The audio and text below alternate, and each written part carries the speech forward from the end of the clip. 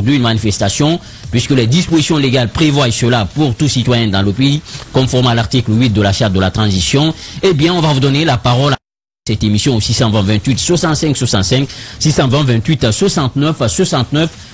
Et à votre avis, on reste avec l'actualité, puisque c'est le Front National pour la Constitution s'est lancé dans la mobilisation des troupes avant de manifestations projetées les jours à venir, avec à la tête le coordinateur de mouvement, Fonike Mengue. Le FNDC sillonne plusieurs villes de la Basse-Côte après la Moyenne-Guinée, sans oublier les soutiens de taille qu'il vient d'obtenir de la part de plusieurs acteurs politiques.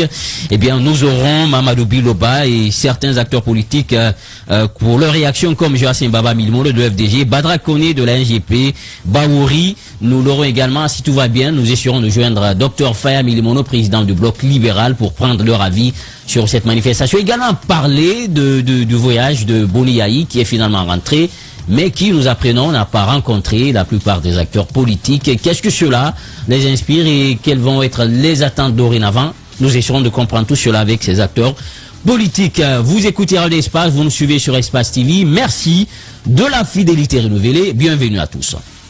Radio Espace, Espace Expression. Votre actualité vue avec des spécialistes maison. Djiba Milimono, Babila Keita, Félix Milimono, Sénateur Diallo. Tous les matins, ils sont déjà installés sur le plateau avec nous, motivés. Monsieur le maire, bonjour. Bonjour Djiba, bonjour à tous. Très bien habillé là. Merci beaucoup. Voilà, et je sais que les beaux, nos futurs beaux nous suivent. Nous regardent. Merci, bonjour. Babila. Oui. Je sais que le mariage se prépare, voilà, même si on ne le dit pas.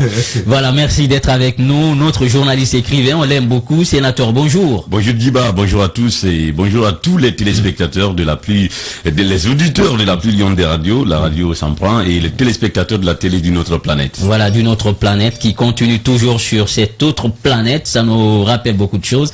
Et on t'aime, sénateur, avec cette petite voix.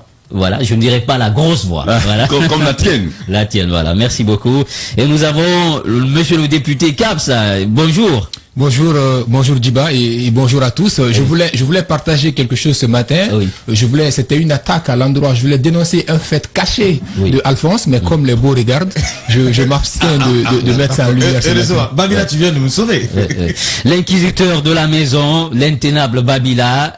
Bonjour. Bonjour Djiba, bonjour aux autres et à tous nos millions d'auditeurs et téléspectateurs à travers le monde. Et voilà, et on va commencer l'actualité oblige Babila. Et on a vu cette note du procureur Alphonse Charouette qui ne retarde pas d'ailleurs, il prend fonction et tout de suite fidèle à lui-même.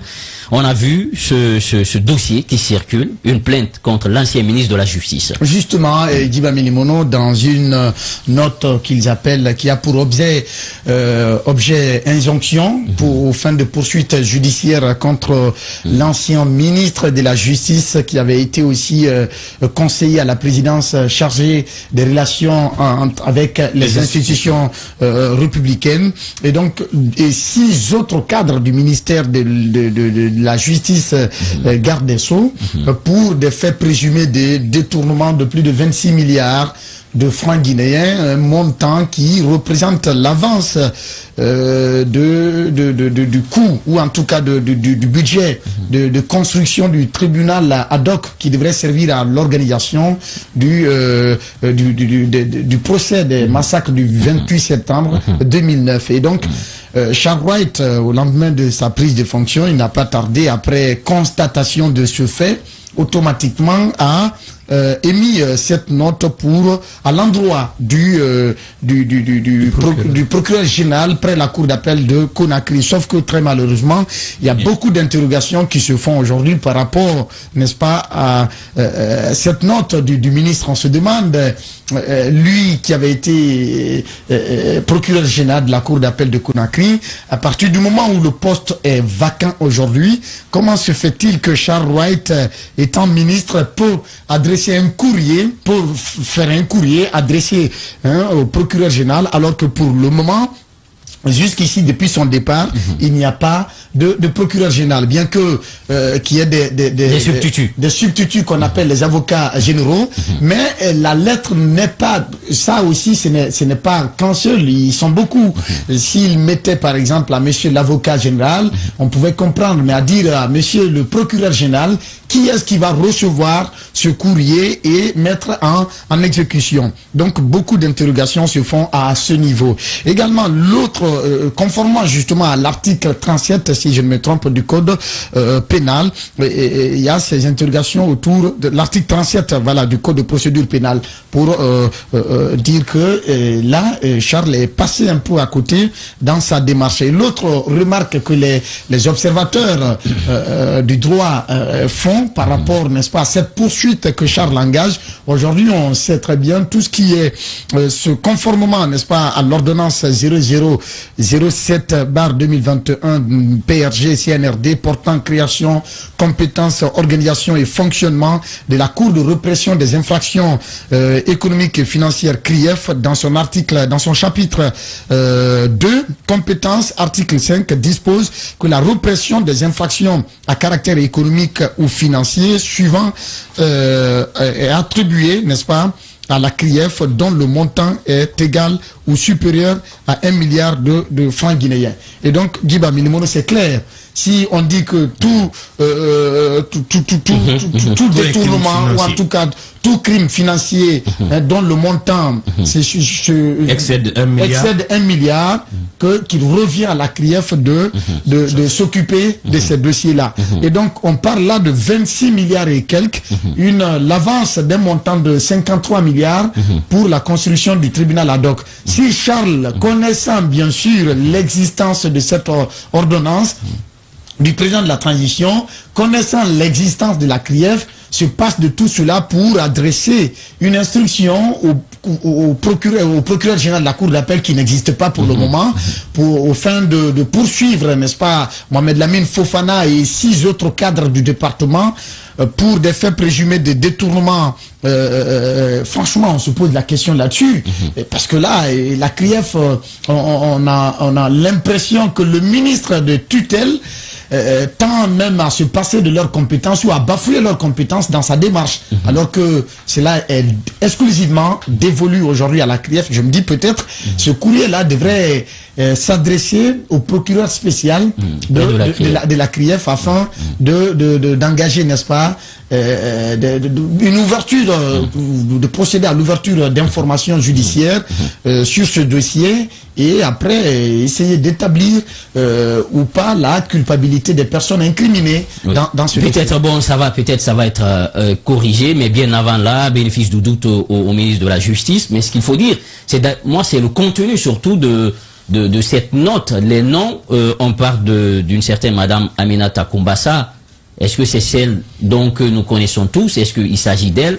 C'est la question que l'on se pose, l'ancien ministre. Est-ce qu'il s'agit d'elle? Et également, l'ancien ministre, bon, lui, déjà, on le connaît, Mamadou Lamine Fofana. Alors, il faut rappeler, toujours dans la note, il dit qu'il y a eu 53 milliards 560 779 millions ont été déjà, c'est la somme qui a été retenue pour le financement de ce tribunal ad hoc, et 26 milliards ont été virés sur le compte, il cite le compte de l'entrepreneur domicile dans les livres de compte de Vista Bank Guinée au titre de l'avance. Ensuite, qu'il resterait la somme de 27 milliards, ainsi de suite, au reste des décomptes. Et plus loin, il parle aussi de 5 milliards pour les équipements, 7 milliards toujours cette fois-ci à l'endroit de la société MAF, qui est détenue par Madame Aminata Kumbassa. Et donc, aujourd'hui, il estime qu'il y a eu aussi le marché de gré à gré dans le cadre de l'obtention du marché sur la construction. Et donc, c'est ce qu'il dénonce dans cette note. Et espérons qu'ils vont rectifier le tir, puisque ça, il s'agit quand même d'un dossier phare, puisque ce procès, il a retardé.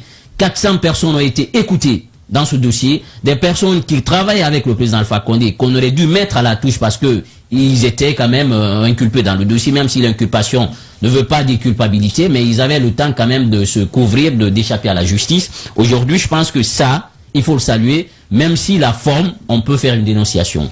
Ben voilà, moi d'abord je salue ce dynamisme du nouveau ministre Charles Wright. Il faut dire que c'est quelqu'un qui, on sent en lui, qui veut mener de grandes réformes. Rien qu'à son arrivée, vous savez que ce dossier est suite à quoi? Vous savez que le président de la transition lui-même a instruit au ministre Charles Wright, dès sa prise de fonction, d'organiser ce procès du 28 septembre d'ici la date du 28 septembre à venir.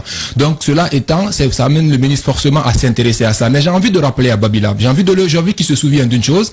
Quand Charles Wright était encore procureur général près de la cour d'appel de Conakry, Charles Wright saisissait le procureur de la CRIEF selon un certain nombre de dossiers. On le voyait le faire. Et donc s'il pouvait le faire en étant procureur général près de la cour de Conakry, ça veut dire qu'en amenant un courrier adressé à ce procureur-là, à son tour peut saisir bien entendu la CRIEF. Mais au-delà de ça, dire par exemple que Charles Wright écrit une lettre ou une injonction qu'il adresse au procureur, sachant que ce poste est encore vacant, qu'il n'y a personne, il ne faut pas oublier que c'est la personne, il n'y a pas de personne dans ce poste, ça ne veut pas dire que cette administration ne fonctionne pas. Donc il y a quelqu'un qui prend la relève, il y a quelqu'un qui fait, il y a les substituts qui sont en train de travailler, qui sont aujourd'hui en train de travailler. Et donc cela peut envoyer justement à accélérer, si vous voulez, la décision qui va porter le nouveau procureur général. Donc pour moi, ce n'est pas là-bas où est-ce qu'il faut être, mais plutôt il faut dénoncer l'envie qu'a le nouveau ministre de pouvoir faire lumière.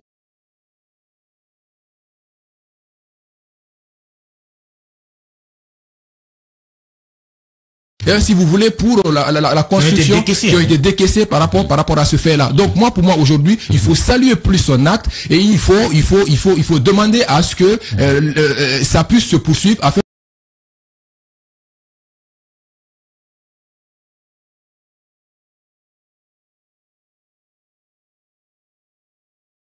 Guinée Games tout à l'heure avec Babila et Alphonse. Mais avant, sénateur, vous, peut-être un mot sur ça avant de partir sur l'interview du président dans le magazine Format de la DCI. Oui, avant d'y aller, j'aimerais dire juste que je vous avais dit, j'ai parlé de Charles Wright ici en le présentant comme étant l'un des Guinéens naturellement les plus crédibles de ces dernières années. Et il vient assainir, parce que c'est de ça il s'agit, il vient assainir l'establishment au niveau du ministère de la Justice, parce que les noms cités, moi ce qui m'intrigue dans cette liste, sur cette liste, je retrouve des noms de l'administration pénitentiaire. Et il y avait déjà des soupçons, beaucoup de soupçons de ce côté-là, des détournements, des gabegies financières et tout. Mais si je retrouve le patron et son second, je vais parler du directeur de l'administration, du patron de l'administration pénitentiaire et son adjoint direct sur cette liste de Charles Wright, ça vient confirmer ainsi beaucoup de soupçons de corruption, de détournements qui avaient déjà été soulevés par certains médias, mais qui n'avaient pas donné suite. La justice n'avait pas donné suite donc à ces dossiers. Mais c'est Charles Wright est en train de faire tout simplement du Charles Wright à la tête du ministère de la Justice. C'est inhérent à lui, c'est sa personnalité. Il ne chôme pas. Il ne chôme pas. Voilà. Et le président, on a quand même ce magazine, il est sorti la semaine dernière. C'était le vendredi, je crois, avec cette conférence de présentation du magazine de la présidence de la République, un outil de communication qui est diversement interprété. Et dedans, ce qui polarise les attentions, c'est cette interview du président, exclusive du président de la transition, sénateur. Oui, une interview à laquelle exclusivement je me suis attelé à déchiffrer. Parlant d'abord de ce magazine, il faut faire attention parce que ce genre de magazine existe partout dans toutes les présidences, mais attention, ça peut rapidement virer à la propagande parce que c'est un outil efficace. La DCI aujourd'hui est en train de s'imposer dans l'arène médiatique et ce n'est pas un média, mais elle est en train de bouffer, d'engloutir des médias, y compris des médias publics, et c'est très dangereux, pas encore dangereux si elle ne vire pas la DCI donc vers la propagande. Donc cette interview du président de la République avec 8 questions qui ont nettement survoler l'actualité sociopolitique du pays. Vraiment 8 questions qui résument en elles seules l'état d'avancement ou le passé récent de notre pays. Mais une question, il y a un fait qui n'échappe pas à ceux qui l'ont lu, cette interview. Elle est transcrite elle est retranscrite d'une main de maître, artistiquement retranscrite, parce que ce que j'appelle l'analyse du discours en lettres modernes, 50%, même 50% du jargon de l'interview ne peut pas être attribué directement au jargon du président de la République. Donc c'est artistiquement retranscrit, ça se fait ailleurs, c'est bien, mais encore une fois, il faut pousser Mamadi Doumbouya à l'exercice. Ça c'est la forme. Maintenant le forme. Première question, c'est le chronogramme. On saute sur le chronogramme, on saute, deuxième question sur le chronogramme, on revient sur le chronogramme. Donc le chronogramme de la transition à lui seul est discuté en deux questions. Il dit, vous avez récemment proposé pour la durée de la transition 39 mois, mais le CNT a opté pour une transition de 36 mois. Qu'est-ce que cela signifie, donc cette durée? Alors le président, lui, sa réponse de 10 lignes de cette première question me montre aujourd'hui, je le dis en face de tous les Guinéens, qu'il y a effectivement des manœuvres dilatoires sur le chronogramme de la transition. Il n'y a plus de débat, c'est fini, c'est fermé. C'est fait exprès pour retarder les choses selon vous? Oui, il y a des ondes, il y a ce qu'on appelle des ondes textuelles dans la réponse du président qui montrent, qui prouvent à suffisance qu'il y a l'intention de retarder les choses. Encore une fois, je ne sais pas si c'est pour une mauvaise foi, je ne sais pas, mais en tout cas, les 36 mois, même un seul mois, à mon avis, ne quittera pas, n'est pas négociable. Donc c'est vraiment une réponse dilatoire. Et il dit par exemple, vous vous rappelez de la réponse de Ousmane Gawal sur les grands axes de la transition au niveau de... Il avait dit combien de temps pour le recensement général de la population? À peu près, ça prendra même pas 30 jours, un mois disons. Un mois disons. Le président dit, le recensement général de la population, par exemple, pour être bien fait, nécessite plusieurs mois. Plusieurs mois, ça c'est le président de la République qui le dit. Donc clairement, le débat ne se pose plus. Il y a vraiment une manœuvre dilatoire du côté de ce CNRD. Il y a beaucoup d'ondes textuelles, mais on a relevé ceci. C'est un déphasage. Justement, la communication politique et institutionnelle. Lorsqu'un ministre porte-parole du gouvernement donne une donnée publique, communique sur une donnée publique, et que quelques temps après, le président, l'autorité suprême, communique, il sait que le ministre porte-parole avait dit ceci, il le sait très bien, il n'est pas dupe, il le sait, mais il retombe dans ce qu'on appelle la communication qui sacrifie le ministre, et la communication prise en compte aujourd'hui, c'est cette phrase du président qui dit que seul le recensement général de la population peut s'étaler sur des mois, et ça c'est un déphasage avec le technicien qui est Ousmane Gawal. Deuxième question, on met une pause sur le chronogramme, on revient sur le pays avant le 5 septembre. Et là, Mamadi Doumbouya fait une peinture favorable, c'est classique, tout le monde connaît ça. Ça c'est dire que ça ne marchait pas. Je suis venu pour arranger, redresser tout ce qui est courbé, et ça ne marchait pas, mettre du vernis et tout, remobiliser tout. Les Guinéens ne se regardaient pas. Voilà, c'est du classique. Ils se regardaient en ennemi et tout ça. C'est du classique, c'est pourquoi cette deuxième question. Et on avait une gouvernance basée sur l'arrogance. Oui, mais c'est ce qui se passe aujourd'hui. Je n'étais pas d'accord, mais je commence à changer de positionnement. Et cette deuxième question, on le laisse finir.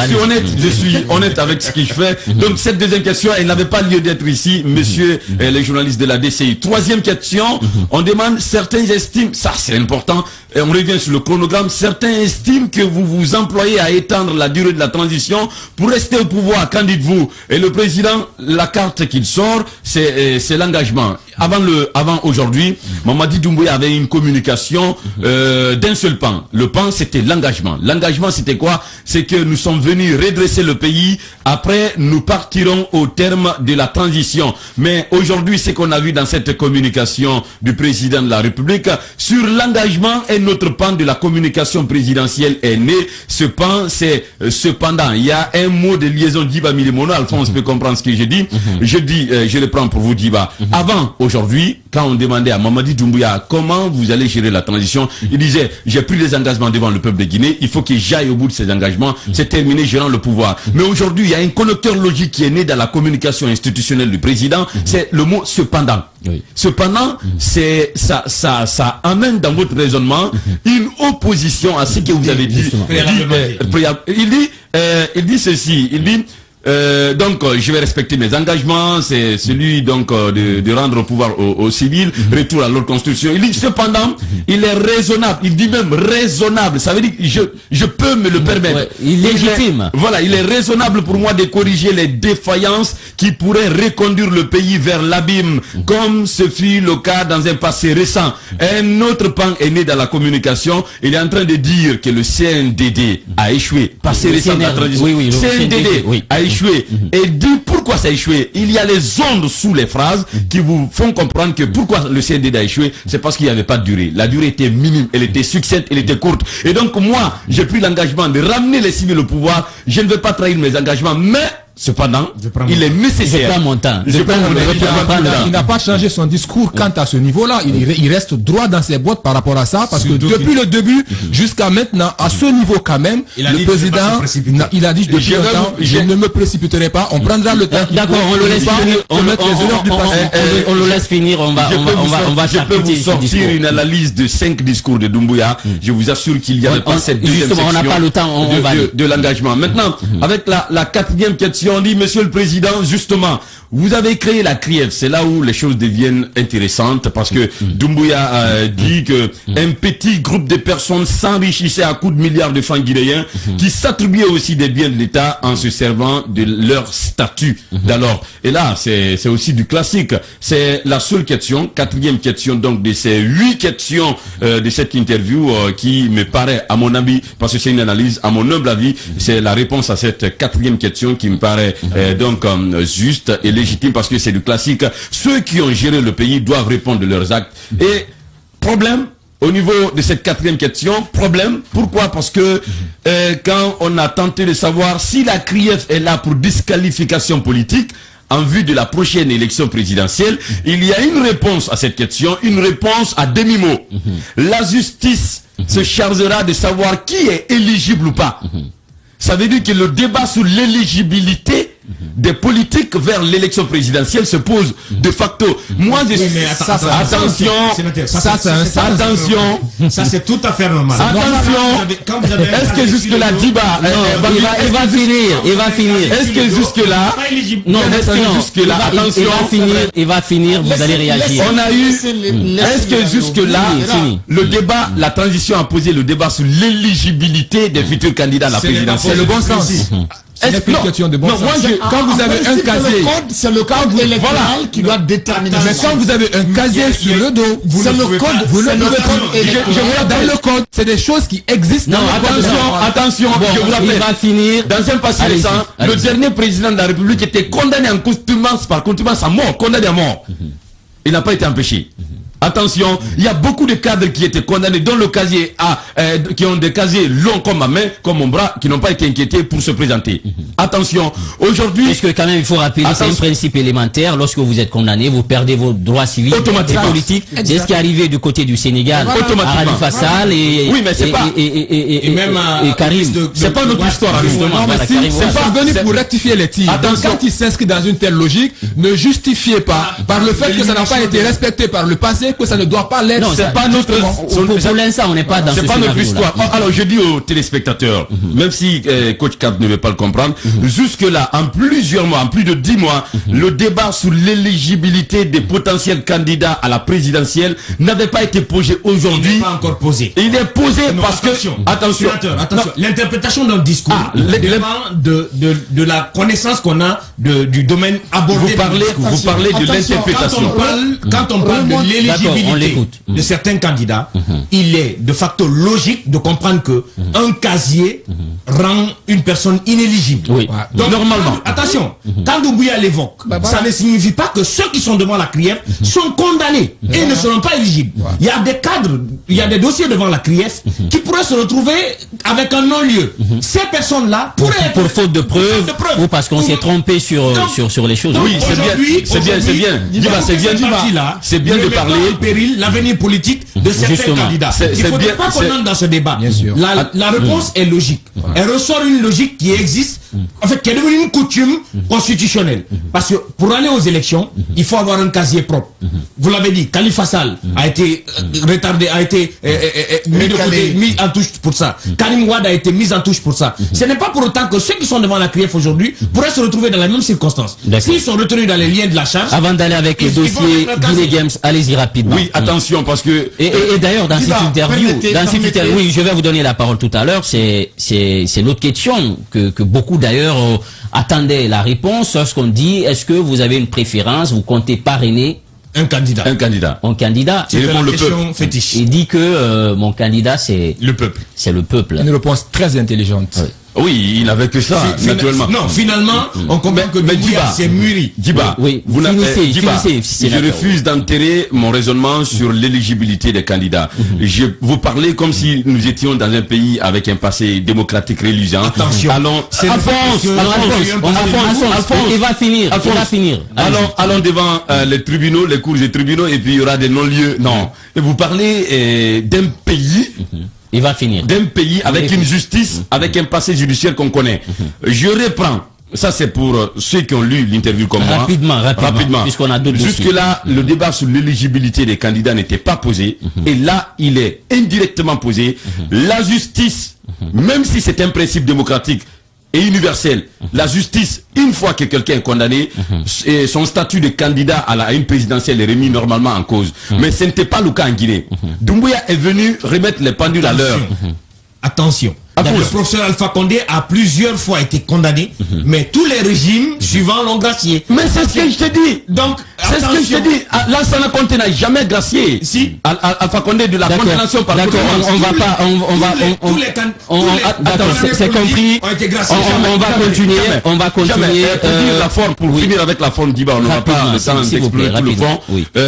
Encore une fois, je reviens sur la mise en place de ce magazine et le rôle de la DCI aujourd'hui. Attention, il ne faut pas qu'elle engloutisse ou qu'elle se substitue aux médias. C'est différent. La communication présidentielle est différente de la mise en place des médias personnels à relents personnels. Donc ça veut dire que la DCI doit être la fontaine publique où tout le monde doit venir puiser l'information. Et au-delà du magazine, moi j'ai quand même envie que la DCI initie quelque chose. Ça va s'étendre certainement sur les autres mois. Mais il faudrait qu'à chaque 6 mois, la presse privée et la presse publique puissent avoir cette communication directe avec le président. Que des journalistes soient sélectionnés dans les différents médias afin d'avoir cet entretien. Le président l'avait déjà eu quand il venait de prêter serment. Mais il faudrait que l'exercice se répète pour que les Guinéens aujourd'hui puissent savoir que le président reçoit de vraies questions. Parce que quand ça viendra de la DCI, le sénateur l'a dit, il y a cette retranscription qui est véritablement correct. Je sais que Moussa Moïse de connaissant pour le travail minutieux qu'il fait et son attachement quand même à l'équilibre, il va le faire et certes, j'aurais appris qu'ils sont en train de travailler en ce sens pour les prochains mois et espérons qu'ils vont aller vers ça et le connaissant, je pense qu'il va tirer son épingle du jeu. J'attends de voir le colonel Doumbouya en face de la presse, librement, poser des questions dans tous les sens. Franchement, j'attends de voir ça. On va voir ça. On se retrouve dans un court instant et si tout va bien, on aura les avocats de Cellou sur cette plainte qu'ils ont adressée au ministre de la Justice, plainte dans laquelle ils reviennent sur Ali Touré, le procureur spécial et d'autres substituts au niveau de la CRIEF. Ils expriment des griefs pour dire insuffisance et surtout faute professionnelle. On va essayer de comprendre cela avec les avocats de Cellou d'Alain Diallo. On se retrouve tout de suite pour parler de Guinée Games. Radio Espace Expression. Votre actualité vue avec des spécialistes maison. Djiba Milimono, Babila Keita, Félix Milimono, sénateur Diallo. Vous l'avez compris, merci de nous rejoindre sur ce plateau. Si c'est maintenant, vous nous pratiquez, vous regardez Espace Expression. Et vous nous écoutez aussi à la radio, en Guinée, sur le plan international. Alors Babila, on parle de Guinée Games puisque le débat s'est invité dans l'arène. Et tout le monde en parle aujourd'hui, au-delà que ça soit une entité privée. Et finalement, à écouter les Guinéens, on a l'impression que c'est un patrimoine, puisque chacun prend la parole. Et vous êtes intéressé à ce dossier. Oui, Guiba, nous nous sommes intéressés parce que là, il ne faut pas le nier. La question focalise toutes les attentions aujourd'hui. Au sein de l'opinion, ceux qui ont droit d'en parler en parlent, ceux qui n'ont pas le droit d'en parler en parlent également. Les juristes et les non-juristes. Les juristes et les non-juristes. Tout le monde s'intéresse aujourd'hui à ces dossiers. Je me dis, c'est quelque part très important. C'est comme si on amenait l'opinion aujourd'hui à s'exprimer sur Adafo. Tu vois, par le passé, certains disaient c'est pas pour la mine, c'est pour la mine. Donc, ces débats comme cela, on en a vu ici en Guinée. Donc, chacun racontait en sa manière. Ce qu'il faut préciser aujourd'hui, Guinée Games, c'est un investissement privé sur la base des éléments d'information que nous avons obtenus. Nous nous sommes rapprochés des responsables de la société pour essayer de comprendre. Parce que depuis les derniers, disons, c'était la dernière année de la gouvernance d'Alpha Condé, où sous l'ancien régime, la LONAGUI avait entrepris des démarches pour, n'est-ce pas, récupérer Guinée Games des mains de son fondateur, pour, n'est-ce pas, la placer sous tutelle, ou disons, pour avoir le contrôle exclusif bien sûr de la société. Et donc, ces démarches ont été menées, il y a eu assez de quiproquos. Finalement, la LONAGUI s'est rendu compte, par endroit, si on peut l'appeler comme ça, qu'elle n'avait pas vraiment les instruments nécessaires, tous les moyens qu'il fallait pour, n'est-ce pas, récupérer Guinée Games. Donc, ils ont laissé la société évoluer, sauf qu'il y a eu des ententes, en tout cas, il y a eu des courriers adressés à la société pour, n'est-ce pas, revaloriser le gain de l'État. Peut-être je vais revenir sur le contenu de ce courrier-là, dans des courriers, n'est-ce pas, qui Alphonse l'a déjà sous... Il faut qu'on précise quelque chose. Oui. Guinée Games, comme l'a dit Babila, est une entité privée. Guinée Games a initié son établissement en Guinée en 2005. 2005, ils ont commencé l'étude de marché. Ouais. L'étude de marché a été faite, ils ont fait une cartographie de leur installation, ils ont initié le déploiement du matériel. Ça n'a pas pu être fait sur le coup. Il a fallu 3 ans. Parce que 2005, à la suite, 2006, il y a eu les événements de janvier. C'est qui a rétabli l'installation. Ensuite, en 2008, l'entreprise, ayant eu le champ libre, accepte de s'établir. Ils s'établissent en 2008. Il faut le dire, ils ont acquis le jeu, la loterie, à la suite d'un appel d'offres. C'est-à-dire, c'est pas une entreprise qui a débarqué de nulle part, qui est passée par les couloirs. Non. Guinée Games a acquis son contrat suite à un appel d'offres émis par l'État guinéen. Guinée Games, étant entité privée, a répondu à l'appel public de l'État, a acquis le marché de la loterie. Il commence en 2008. En 2008, quand Guinée Games démarre, l'État guinéen, à la base, avait 9% dans les activités que Guinée Games établissait sur le terrain. Dans le chiffre d'affaires. Dans le chiffre d'affaires, parce qu'il faut le préciser, il y a le capital et le chiffre d'affaires. L'État n'entre pas dans le capital, mais l'État entre dans le chiffre d'affaires. Ce qui revient à dire quoi? L'État ne participe pas aux dépenses de Guinée Games. Parce que quand vous entrez dans le capital, vous faites les dépenses, vous faites les entrées ensemble. Ensuite, en un mot, l'État n'avait aucun franc à mettre dedans. Donc, l'État vient sur le chiffre d'affaires de Guinée Games à 9%. Ça, c'était au départ. Ensuite, l'État juge au fil de l'évolution de Guinée Games, parce que le marché de Guinée Games s'est aussitôt agrandi. L'État a jugé que les 9% n'étaient pas suffisants. Il y a eu une révision de part. Ils sont passés à 12%. Et les 12% de l'État sont gérés par la LONAGUI. Et les 12% sont repartis à la fois entre le Trésor public et la LONAGUI. Et les 12% sont versés chaque lundi. C'est-à-dire au début de chaque semaine. C'est-à-dire aujourd'hui. Aujourd'hui, par exemple, l'État reçoit sa part. Donc, étant fait,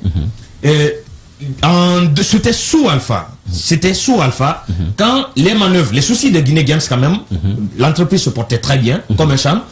Sous Alpha, les initiatives ont commencé pour remettre en question le contrat de Guinée Games.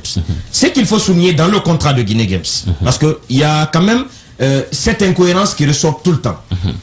Aujourd'hui, est-ce que c'est Guinée Games qu'on doit récupérer ou c'est une parle des jeux de Guinée Games qu'on est en train de récupérer. Parce que la communication de la Lunagui n'apporte pas de précision et permet aujourd'hui de toutes les spéculations qui sont en train de prendre la cité. C'est vraiment un bras de fer. C'est une campagne de communication opposée. Tous les deux camps communiquent, mais du côté de la Lunagui, aujourd'hui, on peine à savoir quelles sont les intentions réelles. Est-ce que c'est l'entreprise qu'on récupère totalement, comme on l'a fait avec PMU, ou est-ce que c'est des parts de jeu qu'on récupère? Donc, l'autre souci qu'il y a dans ce conflit Guinée Games-Lunagui, c'est par rapport à la reconduction du contrat. Dans le contrat de Guinée Games, les charges, non, attention, la Lunagui accorde à la société Guinée Games l'exploitation des jeux stipulés à l'article 2 du présent avenant pour une période de 10 ans en République de Guinée. Le présent contrat est renouvelable par tacite reconduction, sauf dénonciation au cours de sa période de validité liée au manquement des obligations par l'une des parties et annoncé 3 mois avant la fin du contrat. Le premier contrat de Guinée Games. Il faut l'expliquer, la partie, je pense qu'il faut expliciter pour la meilleure compréhension de nos auditeurs et téléspectateurs. Qu'est-ce que cette disposition voudrait dire? Au terme, n'est-ce pas, du contrat de 10 ans établi entre la Lunagui et Guinée Games, si aucune des deux parties n'émet des réserves pour la résiliation ou en tout cas ne fait des réclamations, des reproches à l'autre, le contrat se reconduit tacitement, automatiquement pour encore une autre période de 10 ans.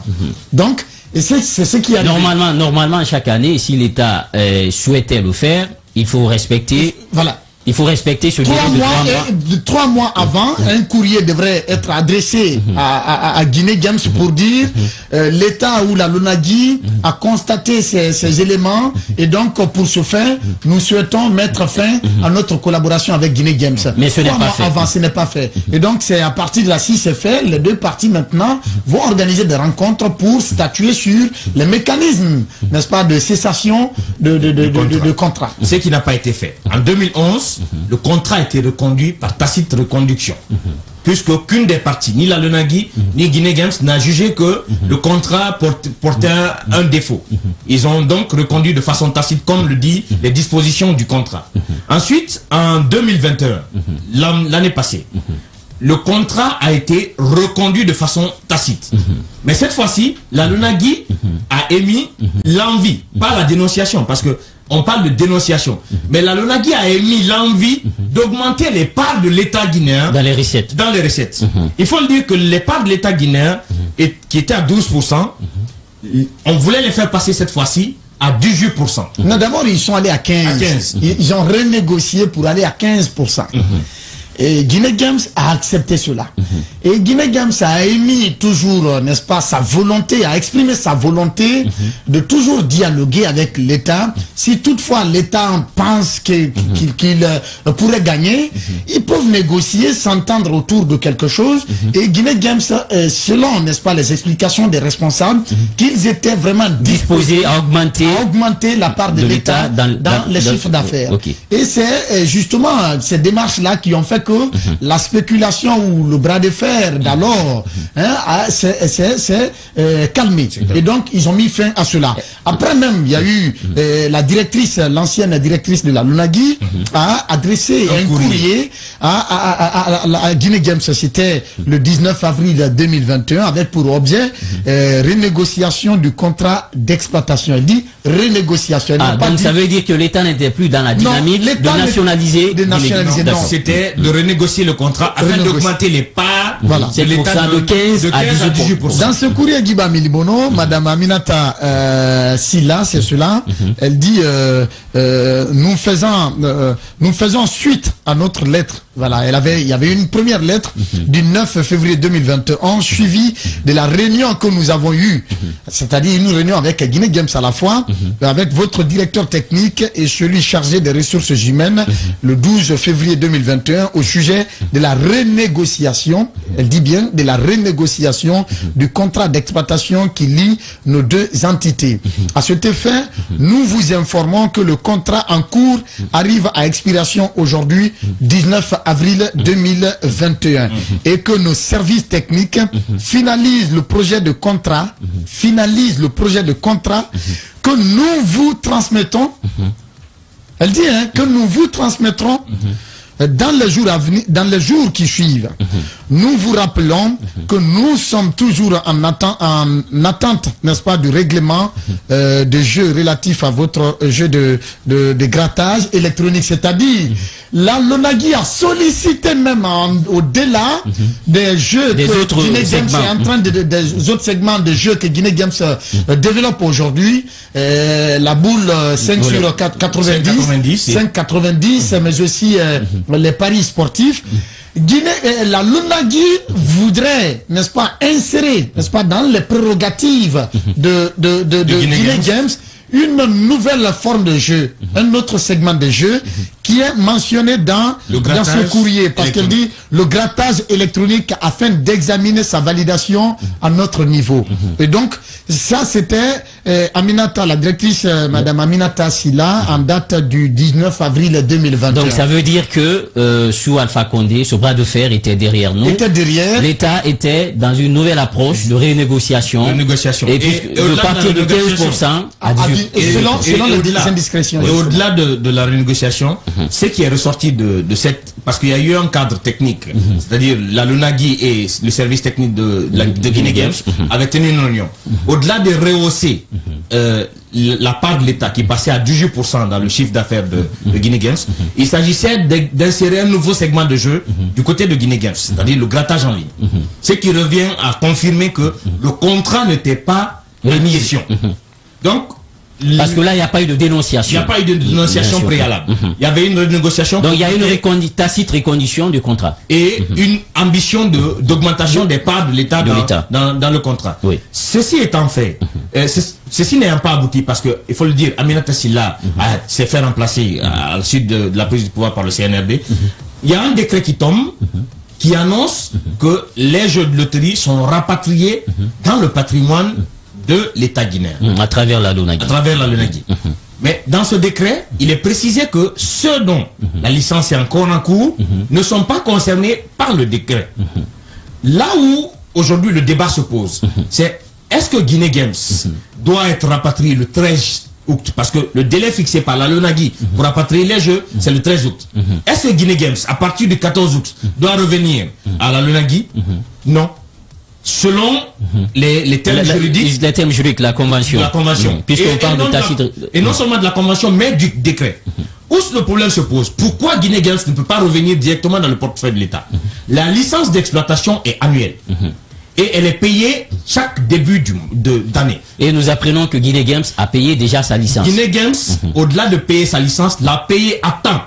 Parce que le contrat de Guinée Games aurait pu être dénoncé si elle n'avait pas payé sa licence dans le délai requis. Mais Guinée Games a payé sa licence et la licence dans le délai requis. Et on aurait appris c'est 8 milliards. La licence est passée de 150. Je l'avais noté. Je crois les chiffres sont là et il faut rappeler que nous parlons de la situation du dossier Guinée Games la licence qui a évolué la licence est passée en 2008 de 150 millions à 450 millions. Et de 450 millions, la licence est passée à 4 milliards. Et de 4 milliards, aujourd'hui, la licence coûte 8 milliards. Par an. Ce que Guinée Games paye. A déjà payé pour 2022. Donc, Guinée Games ayant payé sa licence en début d'année, c'est-à-dire à partir du mois de janvier, il n'est pas possible aujourd'hui de remettre en question cette licence-là, l'exercice de cette licence qui s'étale sur un an. Donc s'il y a lieu aujourd'hui de rapatrier les jeux, je ne parle pas de Guinée Games, parce que il n'est pas possible de rapatrier le patrimoine privé dans un patrimoine public. Mais les segments de jeux que la Lonagui voudrait se donner le droit de rapatrier ne peuvent être faits qu'à la fin ou à l'expiration de cette licence acquise par Guinée Games en début d'année. Donc aujourd'hui, est-ce que la Lonagui est dans un exercice légal? La question se pose. D'ailleurs, bien avant, il faut se poser la question. Est-ce qu'il y a un courrier qui a été notifié à l'administration de Guinée Games pour exprimer le désir de résilier le contrat? pour manquement peut-être faire une dénonciation.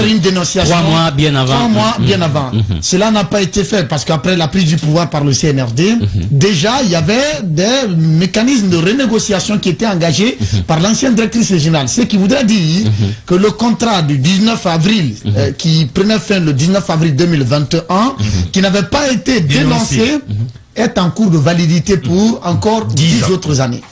Et au même moment, il y a la nouvelle, au début d'année, Guinée Games s'est acquitté, n'est-ce pas, de l'achat de sa licence annuelle qui se chiffre, qui s'élève à 8 milliards de francs guinéens. 2 éléments fondamentaux qui ont été, n'est-ce pas, qui garantissent en tout cas de notre point de vue, notre point de vue, la validité du contrat de Guinée Games. Et justement, un ancien travailleur de PMU qui nous écrit, il dit, il faut préciser que Guinée Games non seulement paye la licence à 8 milliards, Guinée Games paye l'impôt au niveau à l'État guinéen, et Guinée Games également paye les 15% à l'État guinéen sur son chiffre d'affaires. Donc sur 3 paliers, Guinée Games participe à l'économie guinéenne, c'est ce qui nous envoie. On va marquer une courte pause et on va se retrouver pour connaître les véritables intentions. Est-ce qu'aujourd'hui la LONAGUI peut renégocier le contrat en obtenant les 18%, mais en laissant l'entité telle qu'elle, ou bien qu'est-ce qu'il faut? Eh bien, on va essayer de comprendre tout cela dans un court instant, juste après la pause. King Alasco. Radio Espace, Espace Expression. Votre actualité vue avec des spécialistes maison. Djiba Milimono, Babila Keita, Félix Milimono, Sénateur Diallo, Cabs, Bangali Yansané, Alphonse Marat. C'est Espace Expression sur Radio Espace. Radio Espace Guinée. Depuis 15 ans, vous l'avez adopté en terre guinéenne. Radio d'actualité, de divertissement en continu, Radio Espace offre à ses auditeurs de grands rendez-vous d'information qui développent, analysent et décryptent tous les thèmes de l'actualité internationale et nationale et propose une véritable ouverture sur le monde. Pour fêter ses 15 ans en grande pompe, retrouvez-nous très bientôt à Dakar. Radio Espace Sénégal sur 99.9 à Dakar. Très bientôt. Très bientôt. Radio Espace Sénégal. À jamais première.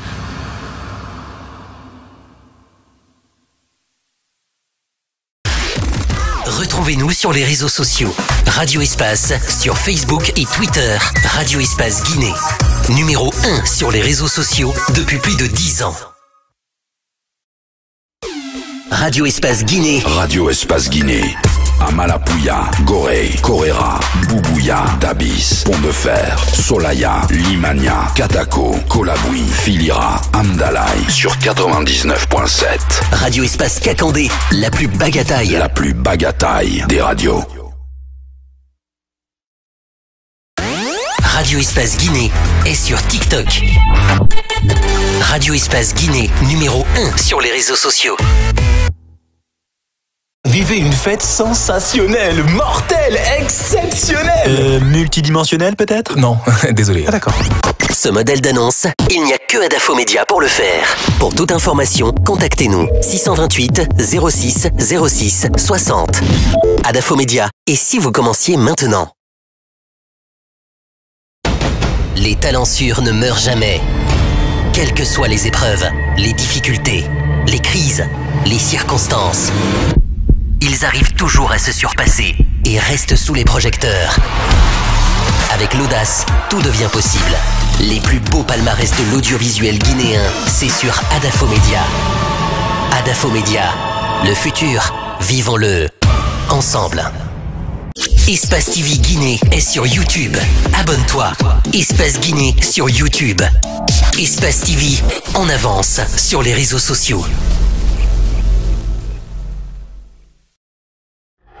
Dans tout le Nabaya. Dans tout le Nabaya. Baté, Mandiana, Sigiri. C'est Radio Espace sur 99. Radio Espace Cancan, la plus cancanaise des radios. En route pour de nouveaux horizons. Aventure, évasion, rencontre, partage, dépaysement. Voir la Guinée autrement. Pour cette rentrée, nous vous proposons des inédits. Bienvenue sur Adafo Média.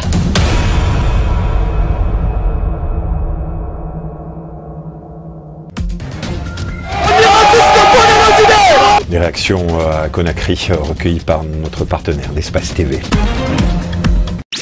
Radio Espace Guinée. Depuis 15 ans, vous l'avez adopté en terre guinéenne. Radio d'actualité, de divertissement en continu, Radio Espace offre à ses auditeurs de grands rendez-vous d'information qui développent, analysent et décryptent tous les thèmes de l'actualité internationale et nationale et propose une véritable ouverture sur le monde. Pour fêter ses 15 ans en grande pompe, retrouvez-nous très bientôt à Dakar. Radio Espace Sénégal sur 99.9 à Dakar. Très bientôt. Très bientôt. Radio Espace Sénégal. À jamais première.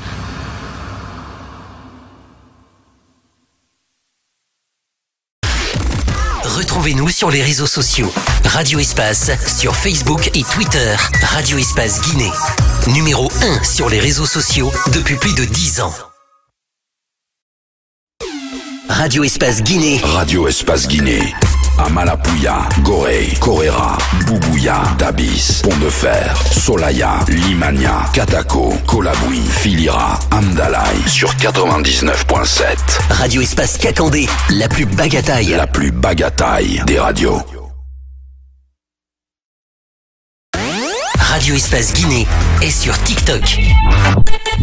Radio Espace Guinée, numéro 1 sur les réseaux sociaux. Vivez une fête sensationnelle, mortelle, exceptionnelle. Multidimensionnelle peut-être? Non, désolé. Ah d'accord. Ce modèle d'annonce, il n'y a que Adafo Média pour le faire. Pour toute information, contactez-nous 628 06 06 60. Adafo Média. Et si vous commenciez maintenant? Les talents sûrs ne meurent jamais. Quelles que soient les épreuves, les difficultés, les crises, les circonstances, ils arrivent toujours à se surpasser et restent sous les projecteurs. Avec l'audace, tout devient possible. Les plus beaux palmarès de l'audiovisuel guinéen, c'est sur Adafo Média. Adafo Média, le futur, vivons-le ensemble. Espace TV Guinée est sur YouTube. Abonne-toi. Espace Guinée sur YouTube. Espace TV en avance sur les réseaux sociaux. Dans tout le Nabaya. Dans tout le Nabaya. Baté, Mandiana, Sigiri. C'est Radio Espace sur 99. Radio Espace Cancan, la plus cancanaise des radios. En route pour de nouveaux horizons. Aventure, évasion, rencontre, partage, dépaysement. Voir la Guinée autrement. Pour cette rentrée, nous vous proposons des inédits. Bienvenue sur Adafo Média. Des réactions à Conakry recueillies par notre partenaire, l'Espace TV. Radio Espace Guinée. Depuis 15 ans, vous l'avez adopté en terre guinéenne. Radio d'actualité, de divertissement en continu, Radio Espace offre à ses auditeurs de grands rendez-vous d'information internationale et nationale et propose une véritable ouverture sur le monde. Pour fêter ses 15 ans en grande pompe, retrouvez-nous très bientôt à Dakar. Radio Espace Sénégal sur 99.9 à Dakar. Très bientôt. Très bientôt. Radio Espace Sénégal. À jamais première.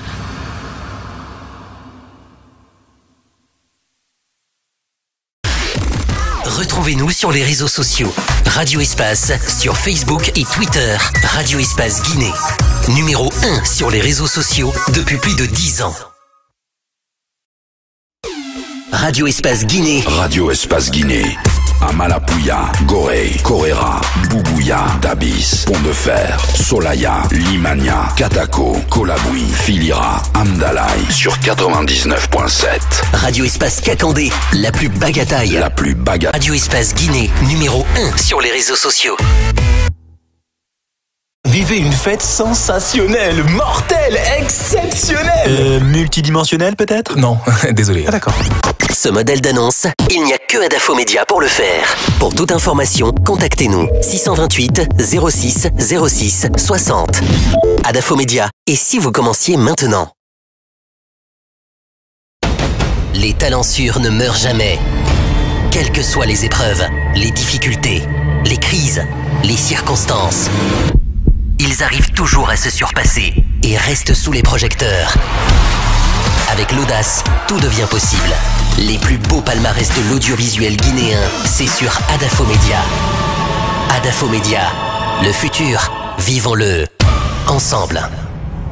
Espace TV Guinée est sur YouTube. Abonne-toi. Espace Guinée sur YouTube. Espace TV en avance sur les réseaux sociaux. Dans tout le Nabaya. Dans tout le Nabaya. Baté, Mandiana, Sigiri. C'est Radio Espace sur 99. Radio Espace Cancan, la plus cancanaise des radios. En route pour de nouveaux horizons. Aventure, évasion, rencontre, partage, dépaysement. Voir la Guinée autrement. Pour cette rentrée, nous vous proposons des inédits. Bienvenue sur Adafo Média.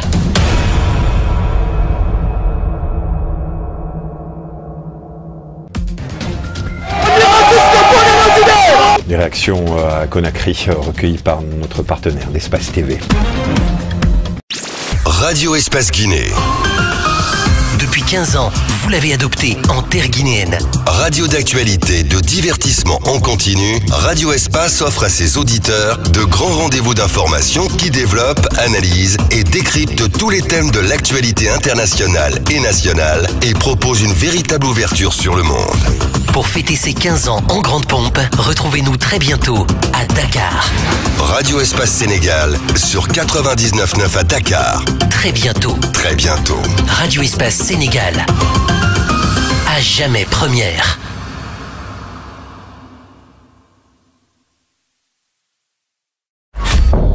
En route pour de nouveaux horizons. Aventure, évasion, rencontre, partage, dépaysement. Voir la Guinée autrement. Pour cette rentrée, nous vous proposons des inédits. Bienvenue sur Adafo Média.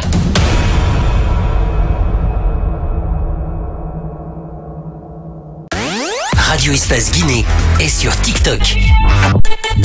Radio Espace Guinée, numéro 1 sur les réseaux sociaux. Les talentueux ne meurent jamais. Quelles que soient les épreuves, les difficultés, les crises, les circonstances, ils arrivent toujours à se surpasser et restent sous les projecteurs. Avec l'audace, tout devient possible. Les plus beaux palmarès de l'audiovisuel guinéen, c'est sur Adafo Média. Adafo Média, le futur, vivons-le ensemble. Espace TV Guinée est sur YouTube. Abonne-toi. Espace Guinée sur YouTube. Espace TV en avance sur les réseaux sociaux.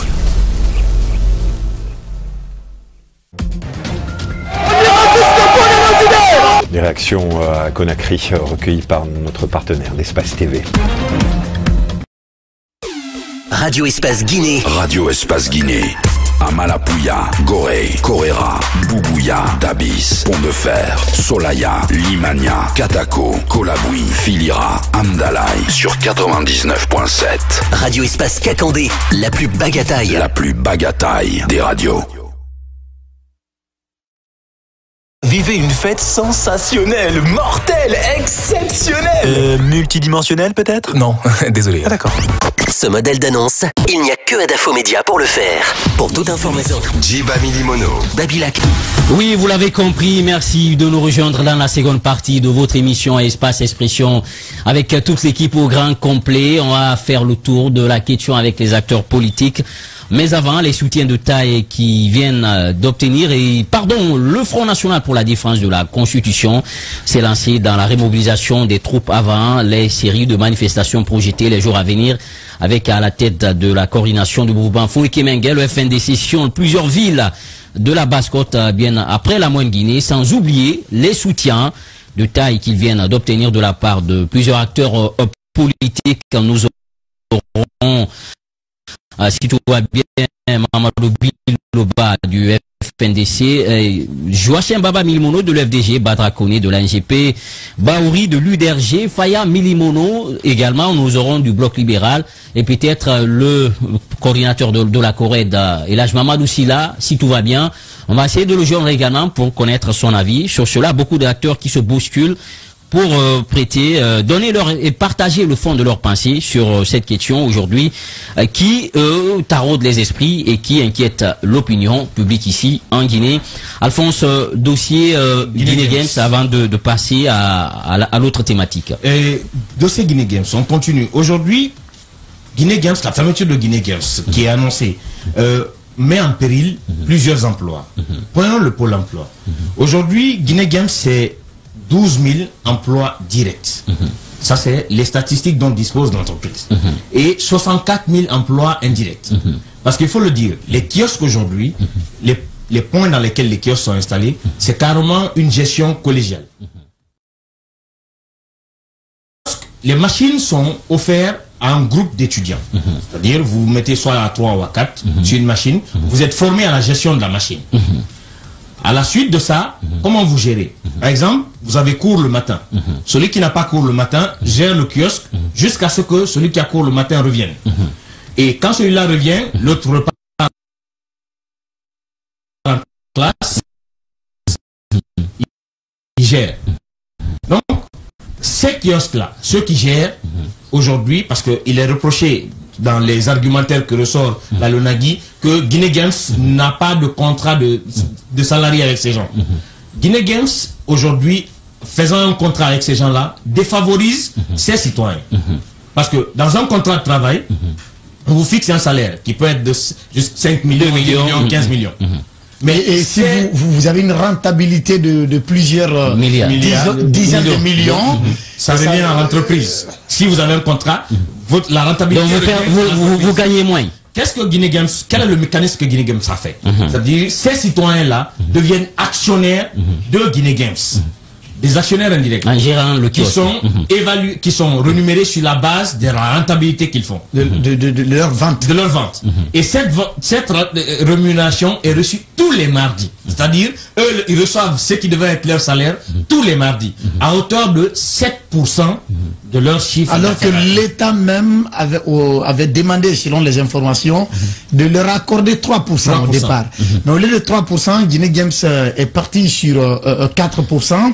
Et quand l'État a eu 15%, Guinée Games a rehaussé encore à 7% pour les vendeurs qui détiennent les machines. Et donc, si le chiffre d'affaires par jour, chaque vente réalisée par jour, les vendeurs ont 7% de leur chiffre d'affaires. Et donc, sur la semaine, chaque mardi, ces détenteurs de machines reçoivent aussi leur montant hebdomadaire. Et sans compter que c'est sur toute l'étendue aujourd'hui. Hein, ça a été récemment démenti par les nouveaux argumentaires de la LONAGUI qui parlent de 5%. 5% Guinée Games donnerait aux gens là 5%, alors que elle, c'est 7%.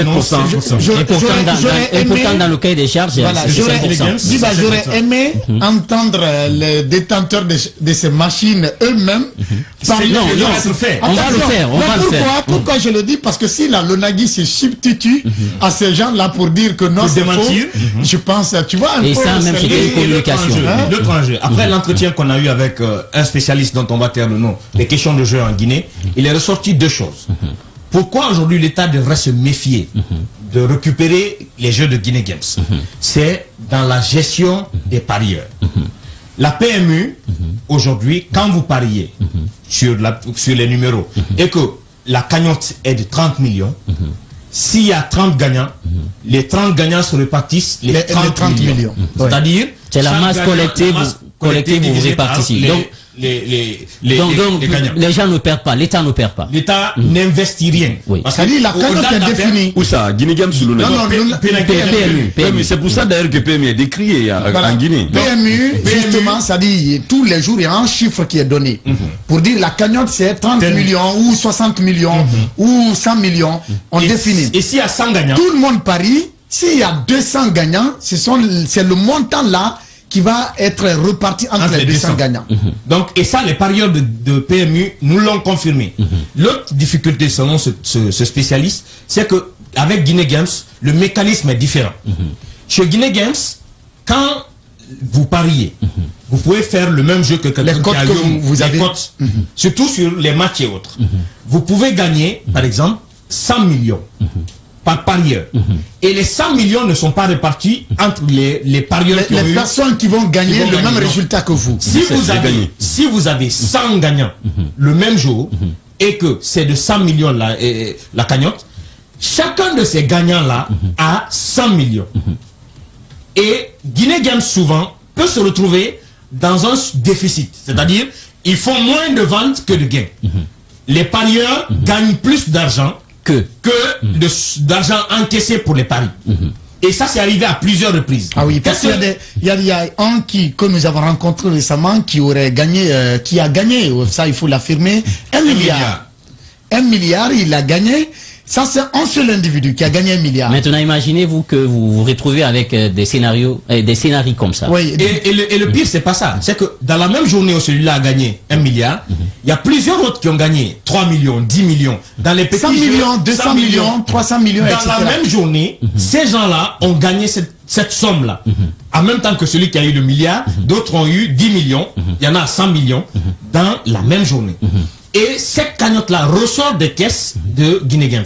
Si Guinée Games n'a pas en caisse automatiquement l'argent qu'elle doit reverser aux parieurs, elle est obligée de prendre dans son backup. Et c'est là où ça devient intéressant.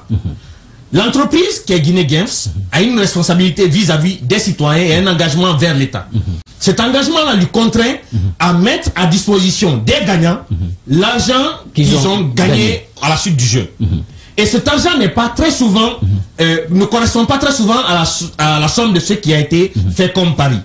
Donc, l'entreprise qui, par obligation, dispose d'un backup, puise dans son backup, c'est-à-dire sa ressources, les paris. C'est l'argent qu'il a gardé. Il a gardé à cet effet. Il le puise dans ça pour le donner au client. L'autre question qu'il nous a posée, il dit, est-ce qu'aujourd'hui, la LONAGUI, qui est une entité étatique, si elle se retrouve dans un mécanisme pareil, irait puiser dans les caisses de l'État pour payer des parieurs? Non. Ce n'est pas possible. Donc ça veut dire que... Est-ce que également la LONAGUI dispose de ressources humaines pour exploiter la plateforme de Guinée Games? Parce qu'il ne faut pas l'oublier, selon les responsables de la société, que Guinée Games, la plateforme de Guinée Games, est une création exclusive de Guinée Games. Et c'est une création guinéenne. C'est personnalisé. C'est personnalisé. C'est leur propriété privée. Ils l'ont pas acquis ailleurs. Ils l'ont pas acheté ailleurs. Ce n'est pas une plateforme qui a été achetée sur le marché. Non. C'est une plateforme instituée par Guinée Games. Ils l'ont réfléchi, ils l'ont implémenté et donc ils l'ont exploité. Alors justement, nous apprenons avant-hier qu'il y aurait eu une réunion en attendant de confirmer ça de la LONAGUI où ils auraient demandé aux responsables commerciaux, est-ce qu'ils ont aujourd'hui la capacité, les ressources humaines pour gérer Guinée Games? Et nous apprenons, il reste à vérifier qu'ils ne peuvent pas gérer Guinée Games. Et donc on serait en train de prendre Guinée Games à un Guinéen, à un privé, pour le donner à un autre privé. Alors si c'est ça, je pense que là il y a des problèmes. Je suis sur la question, vous savez, quand on parle... Si tu vas me permettre de finir, parce qu'il faut que j'équilibre l'information. Du côté de la LONAGUI, j'ai plusieurs fois tenté d'entrer en contact avec le directeur général ou un directeur de service. Chose que je n'ai pas pu faire. Malheureusement, mon intermédiaire au sein de Guinée Games n'a pas eu la possibilité de me mettre en contact avec cette personne. Qu'est-ce qu'il m'a suggéré finalement? D'envoyer un certain nombre de questionnaires et que la direction pourrait réagir. Oui. La direction n'a pas encore réagi, donc on attend la réaction de Guinée Games. Mais je vais lire de LONAGUI. De la LONAGUI plutôt. Je vais lire les questionnaires que j'ai envoyés à la LONAGUI. La première question, c'était le décret portant sur le rapatriement des jeux dans le portefeuille de la LONAGUI implique-t-il Guinée Games? Deuxième question, la licence ayant été payée en début de l'année, le contrat peut-il être unilatéralement rompu avant la fin de l'année? Troisième question, de quelle marge de manœuvre dispose la LONAGUI pour appliquer ce décret? Quatrième question, la récupération concerne autant les jeux que l'entreprise? Et la dernière question, l'augmentation des parts de la LONAGUI dans le chiffre d'affaires de Guinée Games pourrait-il régler ce conflit? Voilà les questions que j'ai amenées du côté de la LONAGUI pour les permettre de nous donner plus d'informations sur les éléments dont on dispose déjà sur le cas Guinée Games. Mais aujourd'hui, ce qu'il faut dire, c'est qu'il est urgent que le gouvernement, au-delà c'est-à-dire les autorités au plus haut niveau, s'impliquent dans le dossier Guinée Games. Ça peut avoir des conséquences, ça il faut le dire. Ça a des conséquences. Voilà, mais là, oui, Alphonse, si vous me permettez, moi je veux quand même, par rapport à cette histoire de Guinée Games, vous savez, quand on commence à parler, il y a des fois plus d'émotions dans la question de Guinée Games que de raison. De la part des emplois directs ou indirects qui sont menacés, en guillemets, selon la LONAGUI, l'objectif ne serait pas de mettre fin à ces emplois-là. Mais moi j'ai quand même envie de ramener les gens sur un fait qui est quand même assez intéressant, qui parle des statuts même de la création de la LONAGUI, qui dit à son article 4 un point très important qu'il faut quand même relever, qui est important. La LONAGUI détient l'exclusivité de la propriété de tous les types de jeux, de loterie, de pronostics sportifs ou hippiques et assimilés sur toute l'étendue du territoire national. Ils ont cette exclusivité-là sur tout ce qui est Paris. Et dans les précisions également, le but c'est que le segment, la partie physique du jeu que la LONAGUI souhaiterait prendre en disposition. Moi je veux même aller au-delà. J'ai envie d'aller au-delà pour dire qu'aujourd'hui, au lieu même que Guinée Games ne mette tout son effort à lutter pour la récupération de ce parti-là, c'est qu'on ne dit pas, ce jeu est même menacé par des concurrents.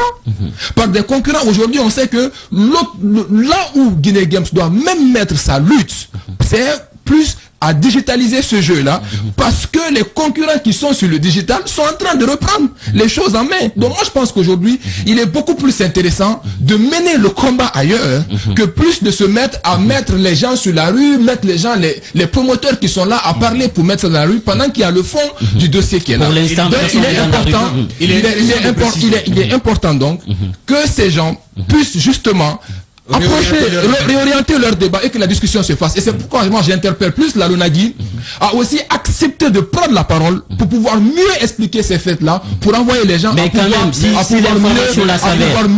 à pouvoir mieux se comprendre. D'accord. Parce qu'encore une fois, si l'information là s'avère quand même, oui, si l'information là quand même s'avère qu'on veut prendre à un privé, à un partenaire pour le donner à un autre partenaire parce qu'on n'a pas les compétences pour gérer Guinée Games, je pense que là, c'est très Là n'est pas la question. TAS a précisé quelque chose. Cet article 4 dont il vient de lire, c'est fondamental. Il faut le dire que je l'ai rappelé au départ de mon intervention, que Guinée Games n'est pas une entreprise qui a acquis son contrat à l'achat d'une licence simplement. Ils ont acquis le marché suite à un appel d'offres. C'est cette compétence dévolue à la LONAGUI qu'elle a décidé de céder à une entreprise pour la gestion. Et ça, dès la création de la LONAGUI, elle disposait de cette exclusivité-là. Mais n'ayant pas les moyens de la mettre en œuvre, la capacité financière, les ressources humaines et techniques, toute la technologie qu'il fallait, ils ont décidé de lancer un appel d'offres. Suite à quoi Guinée Games a acquis le marché. Donc aujourd'hui, il n'y a pas que Guinée Games, il y a d'autres sociétés. Également, on a la Guinéenne du jeu, on a eu d'autres jeux qui sont venus mais qui n'ont pas pu supporter. Donc aujourd'hui, cette exclusivité-là, oui. Est-ce que cela, c'est la LONAGUI, ne disposant pas de tous ses moyens, a décidé d'accorder ses droits à une autre entité qui va gérer. Si derrière, la LONAGUI se dit, n'étant pas d'accord sur la forme dont les choses sont gérées, nous décidons de récupérer à nouveau les procédures, en suivant bien entendu les procédures, ça leur donne la possibilité justement de pouvoir reprendre ce jeu-là. C'est pourquoi moi j'ai envie encore une fois que la LONAGUI prenne bien la parole pour pouvoir mieux expliquer ces choses-là, afin que l'opinion puisse comprendre au mieux possible ce qui se passe avec cette histoire. C'est compris. Permettez. On va s'écouter, c'est bon. Allez-y, a parfaitement raison de parler de ça. La LONAGUI, qui en a quand même l'exclusivité, qui a prêté cette compétence-là à une entreprise, a le droit de récupérer cette compétence qu'elle a prêtée. Mais dans le même contrat, le contrat dans lequel il s'est engagé avec cette entreprise, il est dit que si la LONAGUI veut récupérer la compétence qu'elle a prêtée à une entreprise, elle doit dénoncer le contrat 3 mois avant, 3 mois avant l'expiration du contrat. Dans ce mécanisme où nous nous trouvons aujourd'hui, la LONAGUI ne l'a pas fait. Ce qui revient à dire que le contrat est tacitement reconduit pour 10 autres années. Il y a encore une possibilité, il y a une marge de manœuvre dont dispose la LONAGUI. C'est quoi? C'est renégocier ses parts dans le chiffre d'affaires de Guinée. C'est ce que d'ailleurs beaucoup recommandent aujourd'hui. Et préparer la dénonciation du contrat avant sa prochaine expiration. Parce que dans les termes, vous savez, le droit, c'est les termes et les délais. Si vous n'avez pas fait le recours dans le délai requis, vous n'êtes pas à mesure d'être rétabli dans vos droits. Si vous n'utilisez pas les termes qu'il faut, vous n'êtes pas rétabli dans vos droits. Et ce n'est pas de l'injustice, non. La LONAGUI est un patrimoine public. Chaque Guinéen, aujourd'hui, a intérêt à ce que les Guinéens, que l'État récupère dans ça. Mais de l'autre côté, Guinée Games est une entreprise de droit guinéen et exclusivement guinéenne. C'est-à-dire, les emplois en Guinée, le droit en Guinée, les impôts en Guinée, les gains en Guinée, et aucunement Guinée Games ne rapatrie son patrimoine. Et ça, c'est quelque chose qu'il faut protéger, normalement. Oui, mais Diba, j'aimerais juste poser des questions. Il va partir. Moi, j'aimerais juste poser des questions, Diba, parce qu'il y a des arguments et des contre-arguments. Il y a des chiffres, et permettez-moi des contre-chiffres aussi, hein, parce que la LONAGUI, vous dites qu'elle ne communique pas, mais elle le fait par médias interposés. Elle le fait effectivement. Aujourd'hui, il y a des chiffres qui se contredisent. Lorsque Guinée Games parle de 550 ou de 5500 employés, la LONAGUI dit, par médias interposés, qu'il n'y a que 500 emplois directs liés à Guinée Games. Et que les autres étaient donc du dopage et ainsi de suite. Et puis, selon la LONAGUI aussi, elle traiterait mieux les employés avec 7% contre 5% des Guinée Games. Et la LONAGUI dit aussi, est-ce que la Guinée Games déclare tous ses gains? C'est là où le doute. La LONAGUI, selon en tout cas les choses qu'on voit, la LONAGUI ne croit pas à cela, parce que elle dit, Guinée Games dit avoir réalisé un capital en 2020, un chiffre d'affaires de 256 milliards de francs guinéens avec ses fameux 5000 employés. Alors que la LONAGUI, elle se défend en disant que si c'est elle seulement. Et il faut rappeler, la note que vous avez, c'est un public reportage. C'est pourquoi j'ai dit comme ça, je prends ça par des pincettes. Donc je prends ça par des pincettes. Est-ce que, maintenant la grosse et dernière interrogation à poser Diba, est-ce que la LONAGUI gérerait mieux les paris que Guinée Games? Elle dit oui, la LONAGUI, parce que elle se projette même vers 800 milliards de francs guinéens. Alors, 800 milliards, il faut qu'un spécialiste entre dans la danse. Il faut vraiment que des techniciens prennent la parole pour démêler tout ça. D'accord, allez-y Babila. Accorde-moi cela. Pour répondre à un pan, il nous a été dit que c'est un cabinet indépendant qui relève les jeux, les gains de Guinée Games et qui rend compte. C'est-à-dire qu'il informe régulièrement. Ce cabinet n'a été nullement recruté par Guinée Games. Ce cabinet est recruté, n'est-ce pas, par la LONAGUI selon les informations et qui relève les gains tous les jours, à chaque fois que les activités finissent. Donc, il rend compte fidèlement des gains de Guinée Games. Là, il y a une question. Deuxième élément qu'il faille souligner également. Là, le PMU. Aujourd'hui, la LONAGUI a mis en place le système de jeu qu'on appelle 590. 590, c'est une propriété exclusive de Guinée Games. Normalement, dans un état de droit, on peut vous Normalement, la LONAGUI, au lieu de s'accaparer d'un bien d'autrui, il faut en avoir l'autorisation. C'est comme PMU. PMU de France, tu ne peux exploiter un quelconque jeu qui a trait, n'est-ce pas, au PMU, sans pour autant avoir l'autorisation de PMU France. Ça, c'est connu dans le domaine du jeu. Mais la LONAGUI n'a pas procédé à cela. La LONAGUI a récupéré les 590, qui est une propriété de Guinée Games. Et au-delà de cet aspect également, aujourd'hui, depuis que l'État a récupéré PMU, qu'est-ce qu'il y en est devenu? Le personnel des PMU, qu'est-ce qu'ils sont devenus aujourd'hui? Beaucoup d'entre eux, on nous apprend, sont couchés à la maison. Et l'exploitation faite aujourd'hui par PMU laisse à désirer. Et avec Guinée Games, un mémorandum que nous avons, un mémorandum également dans au président de la transition aujourd'hui, PMU d'avant avec Winia sous Jean-Jacques Grenier, ce n'est plus le même PMU qu'on a aujourd'hui. Sous la LONAGUI, c'est autre chose. Au-delà de ça, sénateur, il faut faire le tour de la Guinée pour voir les universités guinéennes. Moi, je dis, il n'y a plus de dortoirs dans les universités guinéennes. Les étudiants qui se retrouvent dans les villes où ils n'ont pas de parents, ces étudiants se reposent sur quelle activité aujourd'hui pour atteindre les deux bouts? Mototaxi ou Guinée Games? Mototaxi ou Guinée Games, on est d'accord. Tout le monde n'a pas l'argent. Attention, Caps, je vais finir rapidement. Tout le monde n'a pas d'argent pour s'acheter une moto. Mais tout le monde peut avoir une machine parce que elle s'offre gratuitement. Et donc, tu travailles là-dessus, tu as ton pourcentage de gain. Au-delà de tout cela, il ne faut pas oublier également les investissements extra-jeux de Guinée Games. Les investissements extra-jeux de Guinée Games. J'ai échangé avec un ancien cadre, hier nuit à 20h, avec un ancien cadre de la Lonagui, par rapport justement à Guinée Games. Je demandais à avoir le contact du directeur. Il dit, bon, je n'ai pas son contact, mais mon frère, ce débat-là, franchement, que ça n'a pas lieu d'être. Il ne faut pas voir seulement que les jeux. Guinée Games aujourd'hui, dans le milieu culturel, procède, n'est-ce pas, à l'accompagnement des artistes à coût de plusieurs milliards. Je me rappelle de Koundou Waka, son clip, le clip fétiche qu'on appelait Dodo. Il dit qu'il a fait à 30 000 euros. 30 000 euros, qui est-ce qui lui a donné l'argent? Il dit, c'est par le biais de Guinée Games. Même les médias en ligne qui sont aujourd'hui sponsorisés par Guinée Games, il ne faut pas l'occulter.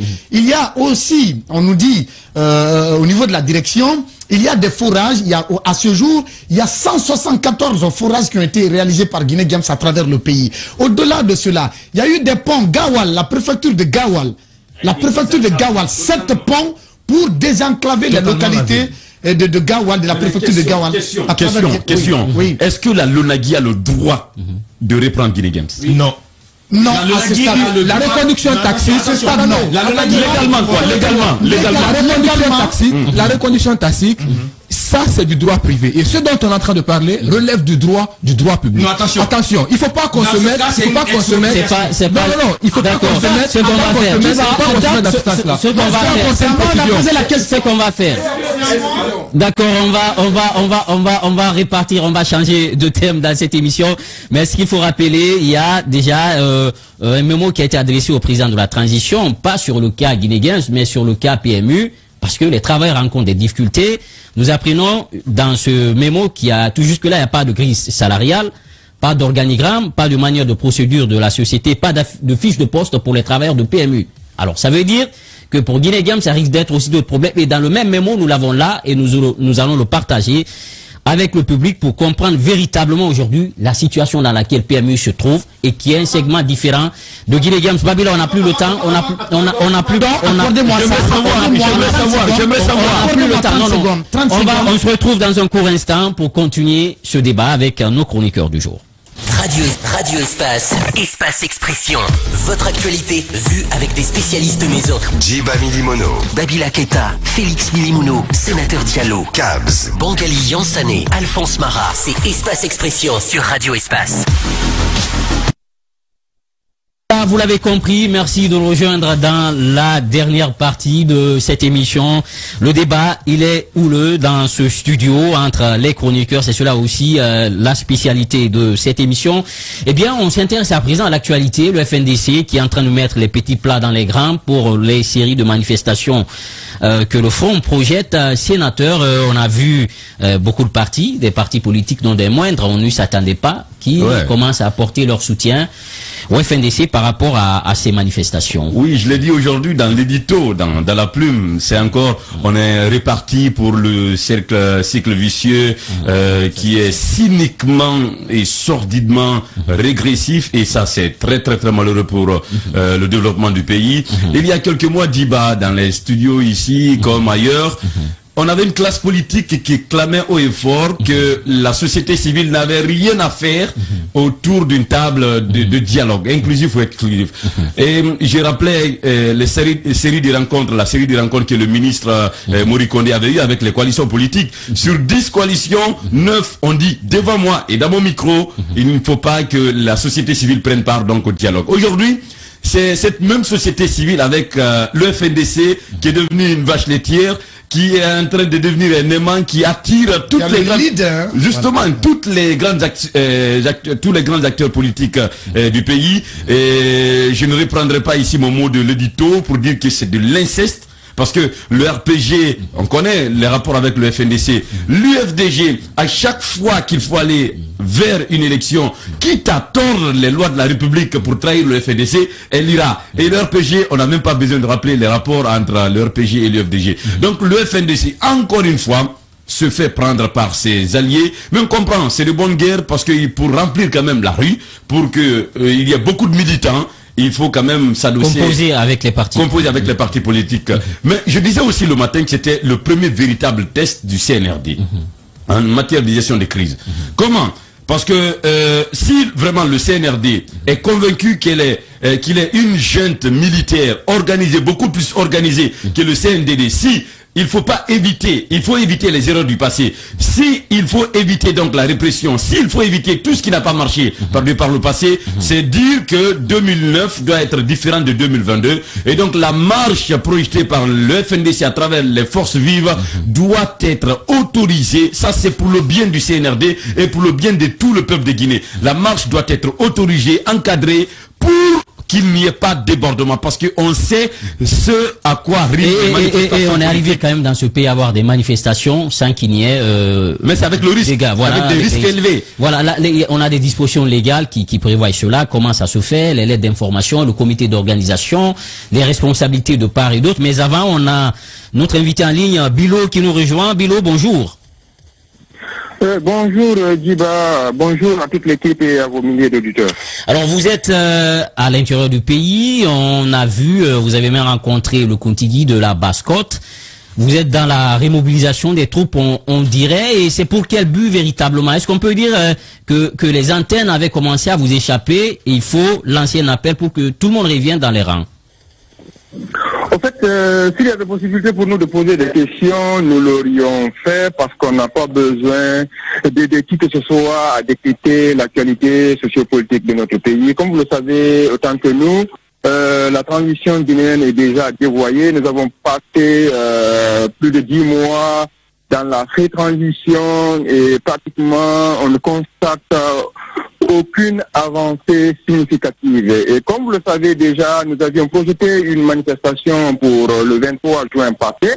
Et fort heureusement ou malheureusement, il y a eu les autorités morales, religieuses, les sages, la main tendue du Premier ministre par rapport à un cadre de dialogue inclusif et sans tabou. Nous avons accepté de surseoir à cette manifestation pour donner la chance au dialogue, pour montrer à l'opinion nationale et internationale que nous sommes de bonne foi et que la priorité revient au retour à l'ordre constitutionnel, au bonheur du peuple de Guinée. Malheureusement, fort malheureusement, nous sommes au regret de constater que pratiquement il n'y a aucune avancée. Et après un mois, parce qu'aujourd'hui nous sommes le 25 juillet, raison pour laquelle nous avons estimé qu'il y a nécessité d'aller vers l'arrière-pays pour remobiliser la base, pour leur donner les nouvelles directives, pour leur donner les nouvelles orientations du combat qui consiste à faire en sorte que la priorité reste au retour à l'ordre constitutionnel parce que le CNRD ne sait plus quoi faire de cette transition. D'accord. Alors, à vous écouter, vous êtes en train de dire aujourd'hui, il n'y a plus de porte ouverte et donc aujourd'hui la solution, ce sont les manifestations. Nous avons épuisé toutes les voies de recours à notre disposition. Nous sommes allés vers la communauté internationale pour leur demander d'accompagner la Guinée dans l'élaboration des étapes clés qui mènent vers le retour à l'ordre constitutionnel. Nous avons entrepris des démarches souterraines pour amener le CNRD à comprendre que la transition, c'est une période transitoire qui ne doit pas prendre assez de temps et que la transition, ce n'est pas un président démocratiquement élu qui est à la tête, qu'ils doivent accepter de composer avec les forces en présence, qu'ils doivent accepter de faire avec les acteurs majeurs, qu'ils doivent prioriser l'essentiel au lieu de s'intéresser à passer plus de 10 mois à distribuer des décrets. Malheureusement, fort malheureusement, nous constatons qu'ils continuent de persister dans leur arrogance, qu'ils continuent vraiment à mépriser les acteurs, qu'ils continuent vraiment à refuser catégoriquement le dialogue. Et lorsqu'on refuse le dialogue, il n'y a pas d'autre alternative qui se présente à nous si ce n'est de faire entendre la rue et prouver au CNRD que la légitimité appartient au peuple. Voilà, alors chers camarades, Bilo, aujourd'hui on comprend que le FNDC aujourd'hui réussit à remobiliser toute sa troupe pour ces manifestations prévues à la date du 28 juillet et du 4 août. Et aujourd'hui, est-ce que vous ne voyez pas au travers ces manifestations qui, selon vous, doit ramener appel un retour rapide à l'ordre constitutionnel, est-ce que vous ne voyez pas d'autres partis politiques, par exemple, qui rejoignent le mouvement, qui ne sont pas forcément dans la même lutte que vous êtes en train de mener, une forme d'instrumentalisation de votre lutte vis-à-vis de certains politiques? Est-ce que vous ne craignez pas ça à date?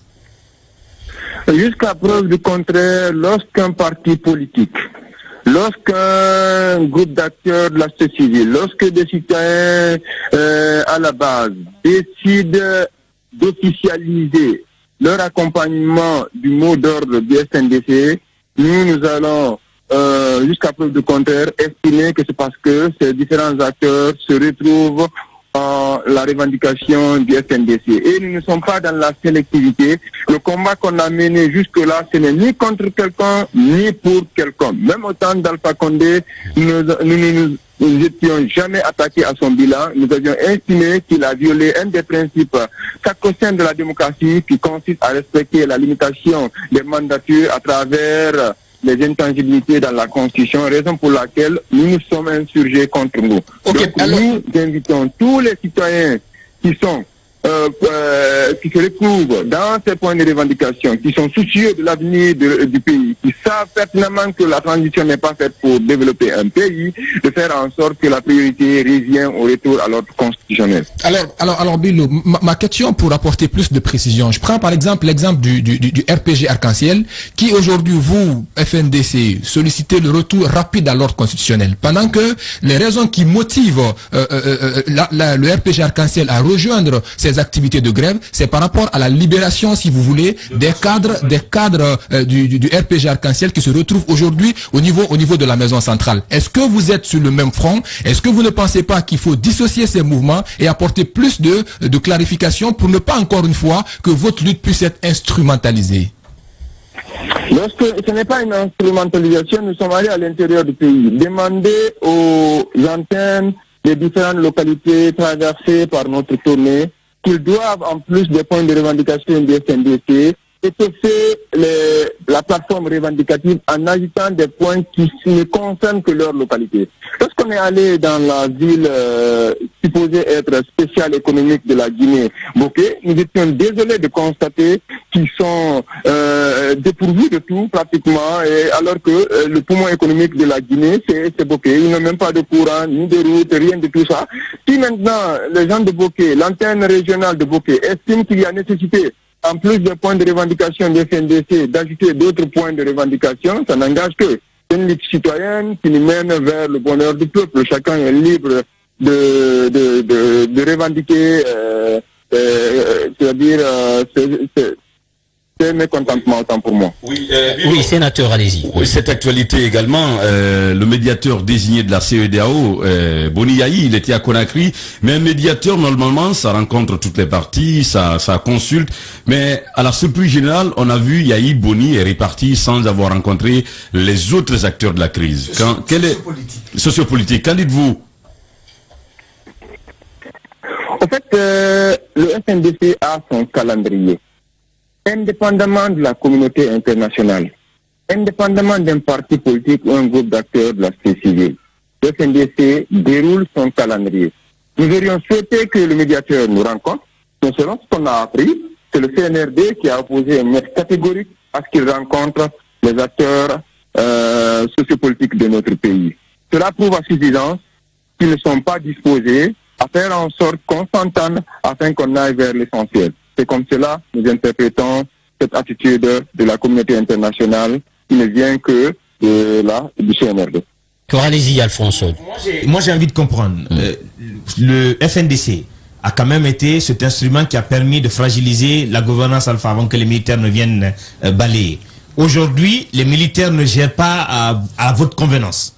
Et vous leur reprochez quelque chose. Est-ce qu'on assistera aux prochaines revendications, dans vos prochaines manifestations, à l'annonce du départ du CNRD? J'ai pas compris la question.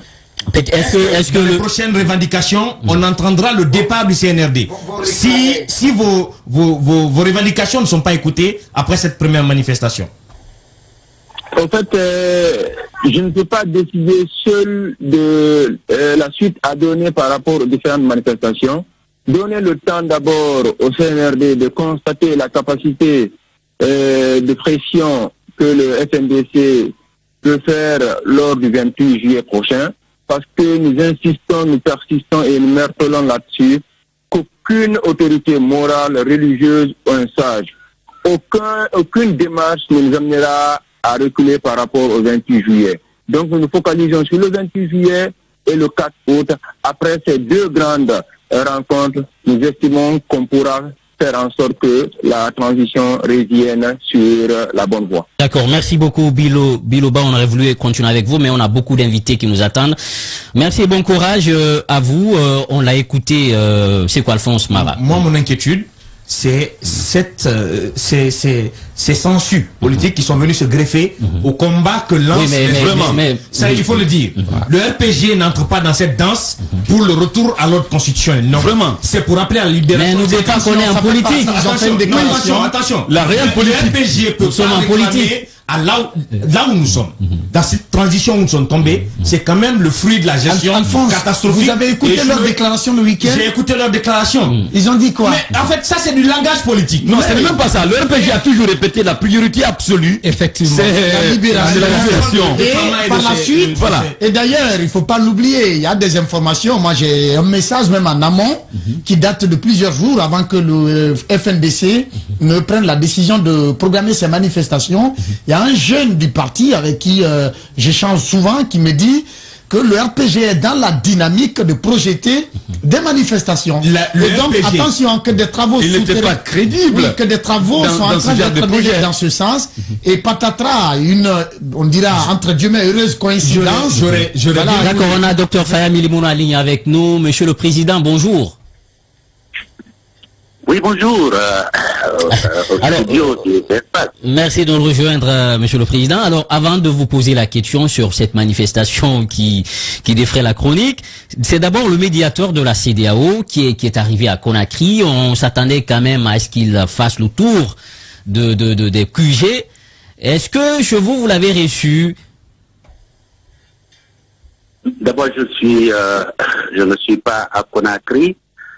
Mais les collègues sont à Conakry. Je sais que ni le Bloc libéral, ni la CPR, encore moins le FTA, n'aient été reçus. Donc, pour répondre à votre question, non. Mais la première question qu'il aurait fallu qu'on se pose, c'est qu'en venant à Conakry, quel était l'agenda du médiateur? C'est quand on ne connaît pas l'agenda du médiateur qu'on peut lui prêter des intentions. Allez-y, Caps. Voilà, alors docteur Faya, on sait maintenant, on voit que le bloc libéral fait un travail de fond à l'intérieur du pays. On veut bien entendu savoir par rapport à cette manifestation projetée par le FNDC à la date du 28 juillet et du 4, quelle est la position du BL par rapport à cette manifestation? Est-ce que le BL aussi soutient cette manifestation? C'est la question, docteur Faya. Non, pas du tout. Nous ne nions pas non plus le droit à chacun d'exercer ses droits et libertés. Sauf qu'il faut se poser la question par rapport à la pertinence et surtout par rapport aux enjeux actuels. Je dois rappeler que c'est le FNDC et tous ceux et toutes celles qui soutiennent ou qui promettent de participer à cette manifestation du FNDC, FNDC qui devient finalement le porte-parole de tous ceux qui ne veulent pas directement s'exprimer par eux-mêmes. Le FNDC a été de ceux qui, le jour qu'on a été reçu à l'hôtel Kaloum devant le Premier ministre, ils ont dit il nous faut un médiateur international choisi par la CEDEAO. Le médiateur est à Conakry. J'aurais compris qu'il fasse un effort pour rencontrer ce médiateur. Le président en exercice de la CEDEAO était à Conakry. J'aurais compris qu'il fasse un effort. Mais finalement, cette manifestation, est-ce que c'est contre la CEDEAO ou contre qui finalement? Bien. Ou pour exprimer quoi finalement? Nous avons dit dès le début, les Guinéens que nous sommes des hommes et des femmes mûrs. Nous pouvons nous asseoir autour d'une table, parler de notre pays. Mais s'il faut à chaque fois qu'on exige que la communauté internationale nous envoie un envoyé et que cet envoyé soit à Conakry et qu'on veille aussi en même temps exprimer ou exercer des droits et libertés, il y a des questions à se poser. D'accord. Pour vous, cette manifestation n'a pas lieu d'être? C'est ce que je crois. Okay. Ça n'a pas lieu d'être parce que on dit, on a tous demandé, hein, on a tous demandé qu'il y ait un dialogue. Il y a quelque chose qui a été proposé. Et aussitôt proposé, le cadre a été dénoncé par des gens. Ceux qui sont aujourd'hui en train d'entonner la chanson en chœur, on va soutenir, on va participer à la manifestation du FNDC. Lorsque le cadre de concertation inclusive a été créé, revoyez dans les archives, ces gens-là étaient dans un machin qu'on appelait G58. Qu'est-ce que G58 avait dit en ce moment? On ne participe pas parce que la concertation est inclusive. L'inclusivité dont on parlait, c'était aussi parce que le FNDC devait participer. Le reste de la société civile devait participer. Finalement, il faut que les gens nous disent la vérité.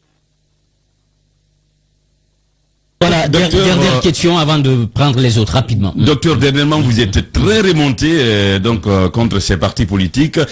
Chez nos confrères de 2W, vous déclariez, vous expliquiez les rapports entre les partis politiques aujourd'hui qui soutiennent le FNDC et la situation aujourd'hui. Vous disiez, je n'ose même pas répéter ça, le FNDC c'est l'outil armé d'un parti politique. Vous l'avez dit ou vous assumez?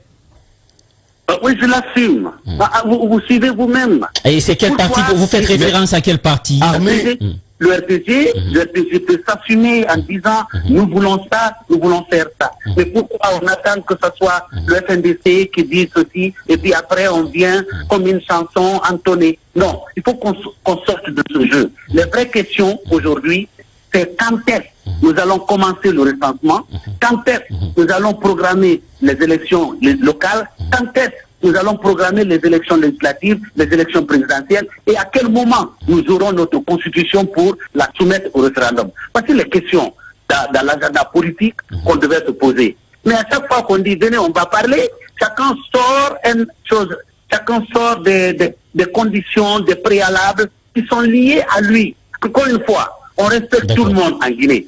Mais quand un problème est propre à l'UFDG ou à l'UFR ou au BL, que les membres du BL s'en occupent, que les membres du FNDC s'en occupent. Mais qu'on fasse des problèmes qui sont particuliers au BL, des problèmes qui sont particuliers à l'UFDG ou à l'UFR, des problèmes nationaux, je suis désolé. D'accord. Voilà, docteur Faya Milimono, il y a d'autres qui nous attendent. Il n'aurait plus qu'à vous dire merci d'avoir accepté notre invitation. C'est moi qui vous remercie. Voilà, on a écouté Caps, une réaction. Le temps de joindre Joachim Baba Milimono de l'œuvre déjà lisée. Voilà, ce que dit, je pense qu'il y a une certaine logique dans l'argumentaire de Dr Faya Milimono, parce qu'en fait, il faut rappeler que le FNDC, depuis le début, faisait partir de ces forces sociales qui interpellaient la CEDEAO à ce qu'ils amènent un médiateur sur la Guinée. Et que ce médiateur arrive, qu'on décide de déclencher une manifestation bien avant de voir la conclusion de ce travail de ce médiateur-là. Il y a une véritable question à se poser. La deuxième analyse qu'il faut porter à ça, aujourd'hui, il faut voir, et le RPG Arc-en-Ciel et l'UFDG de l'ANAD sont plus aujourd'hui sur la récupération des biens de l'État, sur cette affaire de la CRIEF-là. Finalement, il faut démêler le travail de la CRIEF et ce retour à l'ordre constitutionnel qui est là. Donc, il est important, encore une fois, de se poser les vraies questions et au FNDC de faire attention pour ne pas que leur lutte soit, encore une fois, instrumentalisée. Allez-y, Babila. Si on demande au FNDC d'attendre que le rapport ou la conclusion de la mission tombe pour statuer sur s'il faut manifester ou pas,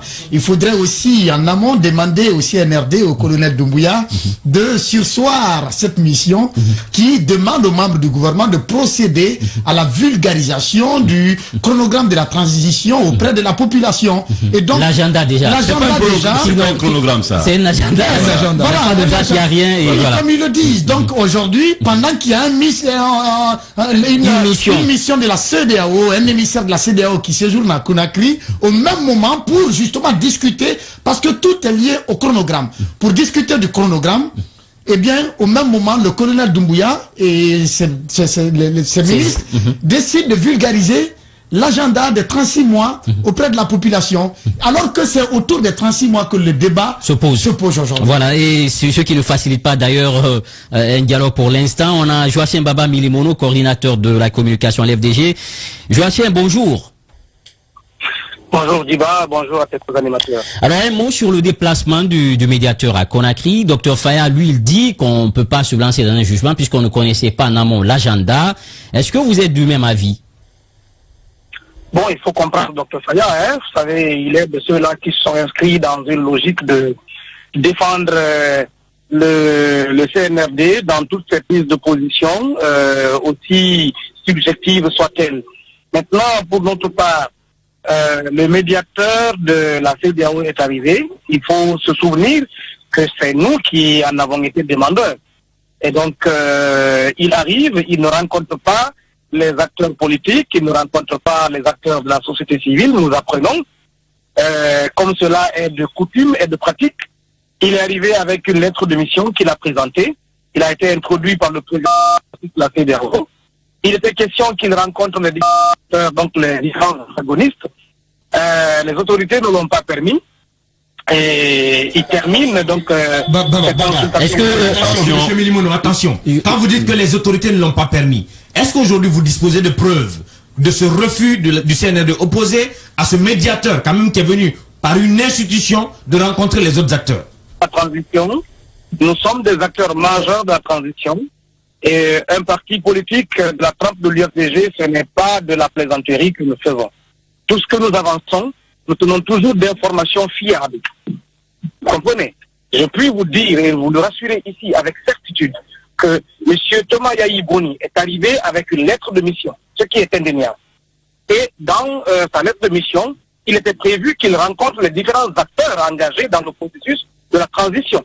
Parce qu'en parlant de dialogue, en parlant de chronogramme, il est évident que le chronogramme, c'est, si vous voulez, le résultat d'un consensus entre différents acteurs impliqués dans le processus de la transition. Ce qui n'a pas eu lieu. Deuxième chose à dénoncer. Après donc les échanges qu'il a eu avec les autorités, nous apprenons, et de source très sûre, et en tant que journaliste, vous pouvez aller à l'hôtel Kaloum et vérifier. Il avait envisagé une conférence de presse qui a été également empêchée. Mais pourquoi l'aurait-on empêché de faire le point de sa mission?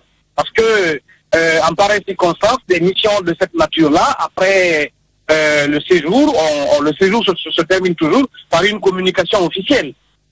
Pourquoi il n'a pas rencontré les acteurs? Pourquoi n'a-t-on pas permis de tenir ce point de presse? Eh bien, allez-y savoir. D'accord, alors, puisqu'on est pris par le temps, et Joachim Baba, peut-être on vous recevra tous sur ce plateau pour aller en profondeur, mais peut-être l'autre question, c'est cette manifestation. Dr Faya dit, il n'y a pas d'opportunité à aller vers une manifestation aujourd'hui, puisqu'on a demandé un médiateur, le cadre va se mettre en place. Est-ce que vous comprenez ce discours? Bon, demandez-nous notre point de vue, mais je ne veux pas commenter les points de vue des soutiens du CNRD. Allez-y, alors votre point de vue. Alors, M. Milimono, pour enchérir la question aujourd'hui, est-ce que cette manifestation vient suite au fait qu'il n'y a aucun espoir désormais avec la médiation du Dr Yahi Boni? Écoutez, le 23 juin était prévu une manifestation. Vous savez, c'est ce qui a prévalu, n'est-ce pas, à la suspension de celle-là. Parce que des Guinéens, des religieux, des sages, se sont mobilisés autour du FRDC et ils ont plaidé pour la cause du dialogue. Évidemment, il y avait un sommet de la CEDEAO qui devait se tenir donc le 3 juillet. Donc, en raison de cela, la manifestation a été suspendue.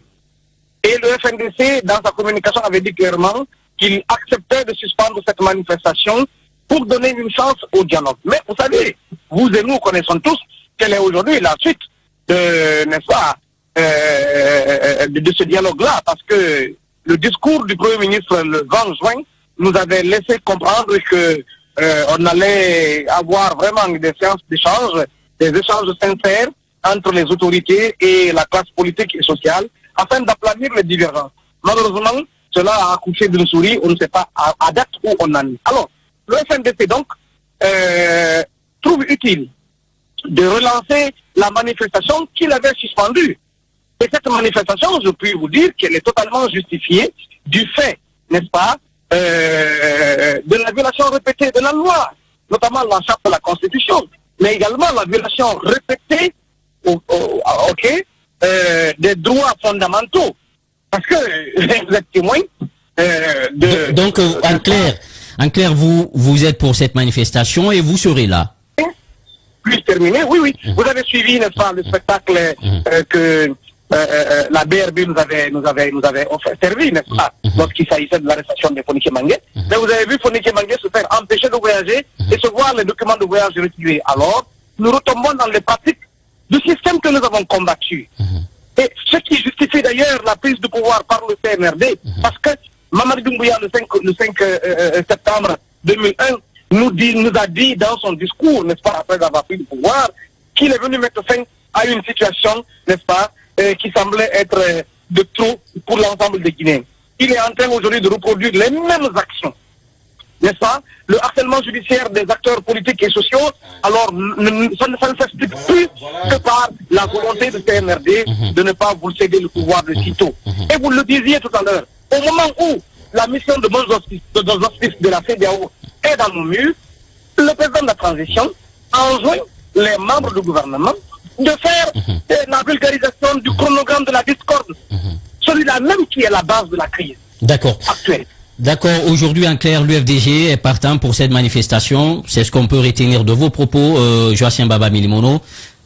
Absolument, nous souscrivons et nous appelons l'ensemble des Guinéens épris de justice, enfin pas de justice forcément, mais en tout cas de démocratie, à répondre à cet appel citoyen qu'a lancé le FNDC afin que nous puissions faire entendre raison le CNRD et l'ensemble de ses soutiens. D'accord, merci beaucoup. On aurait voulu avoir M. Baouri, également notre ami Badra Koné, mais toutes nos excuses aussi auprès de nos auditeurs. Ce n'est que partie remise. Demain, on va se rattraper, Inch'Allah. Merci à tous nos chroniqueurs. On aurait voulu poser beaucoup de questions au sénateur qui...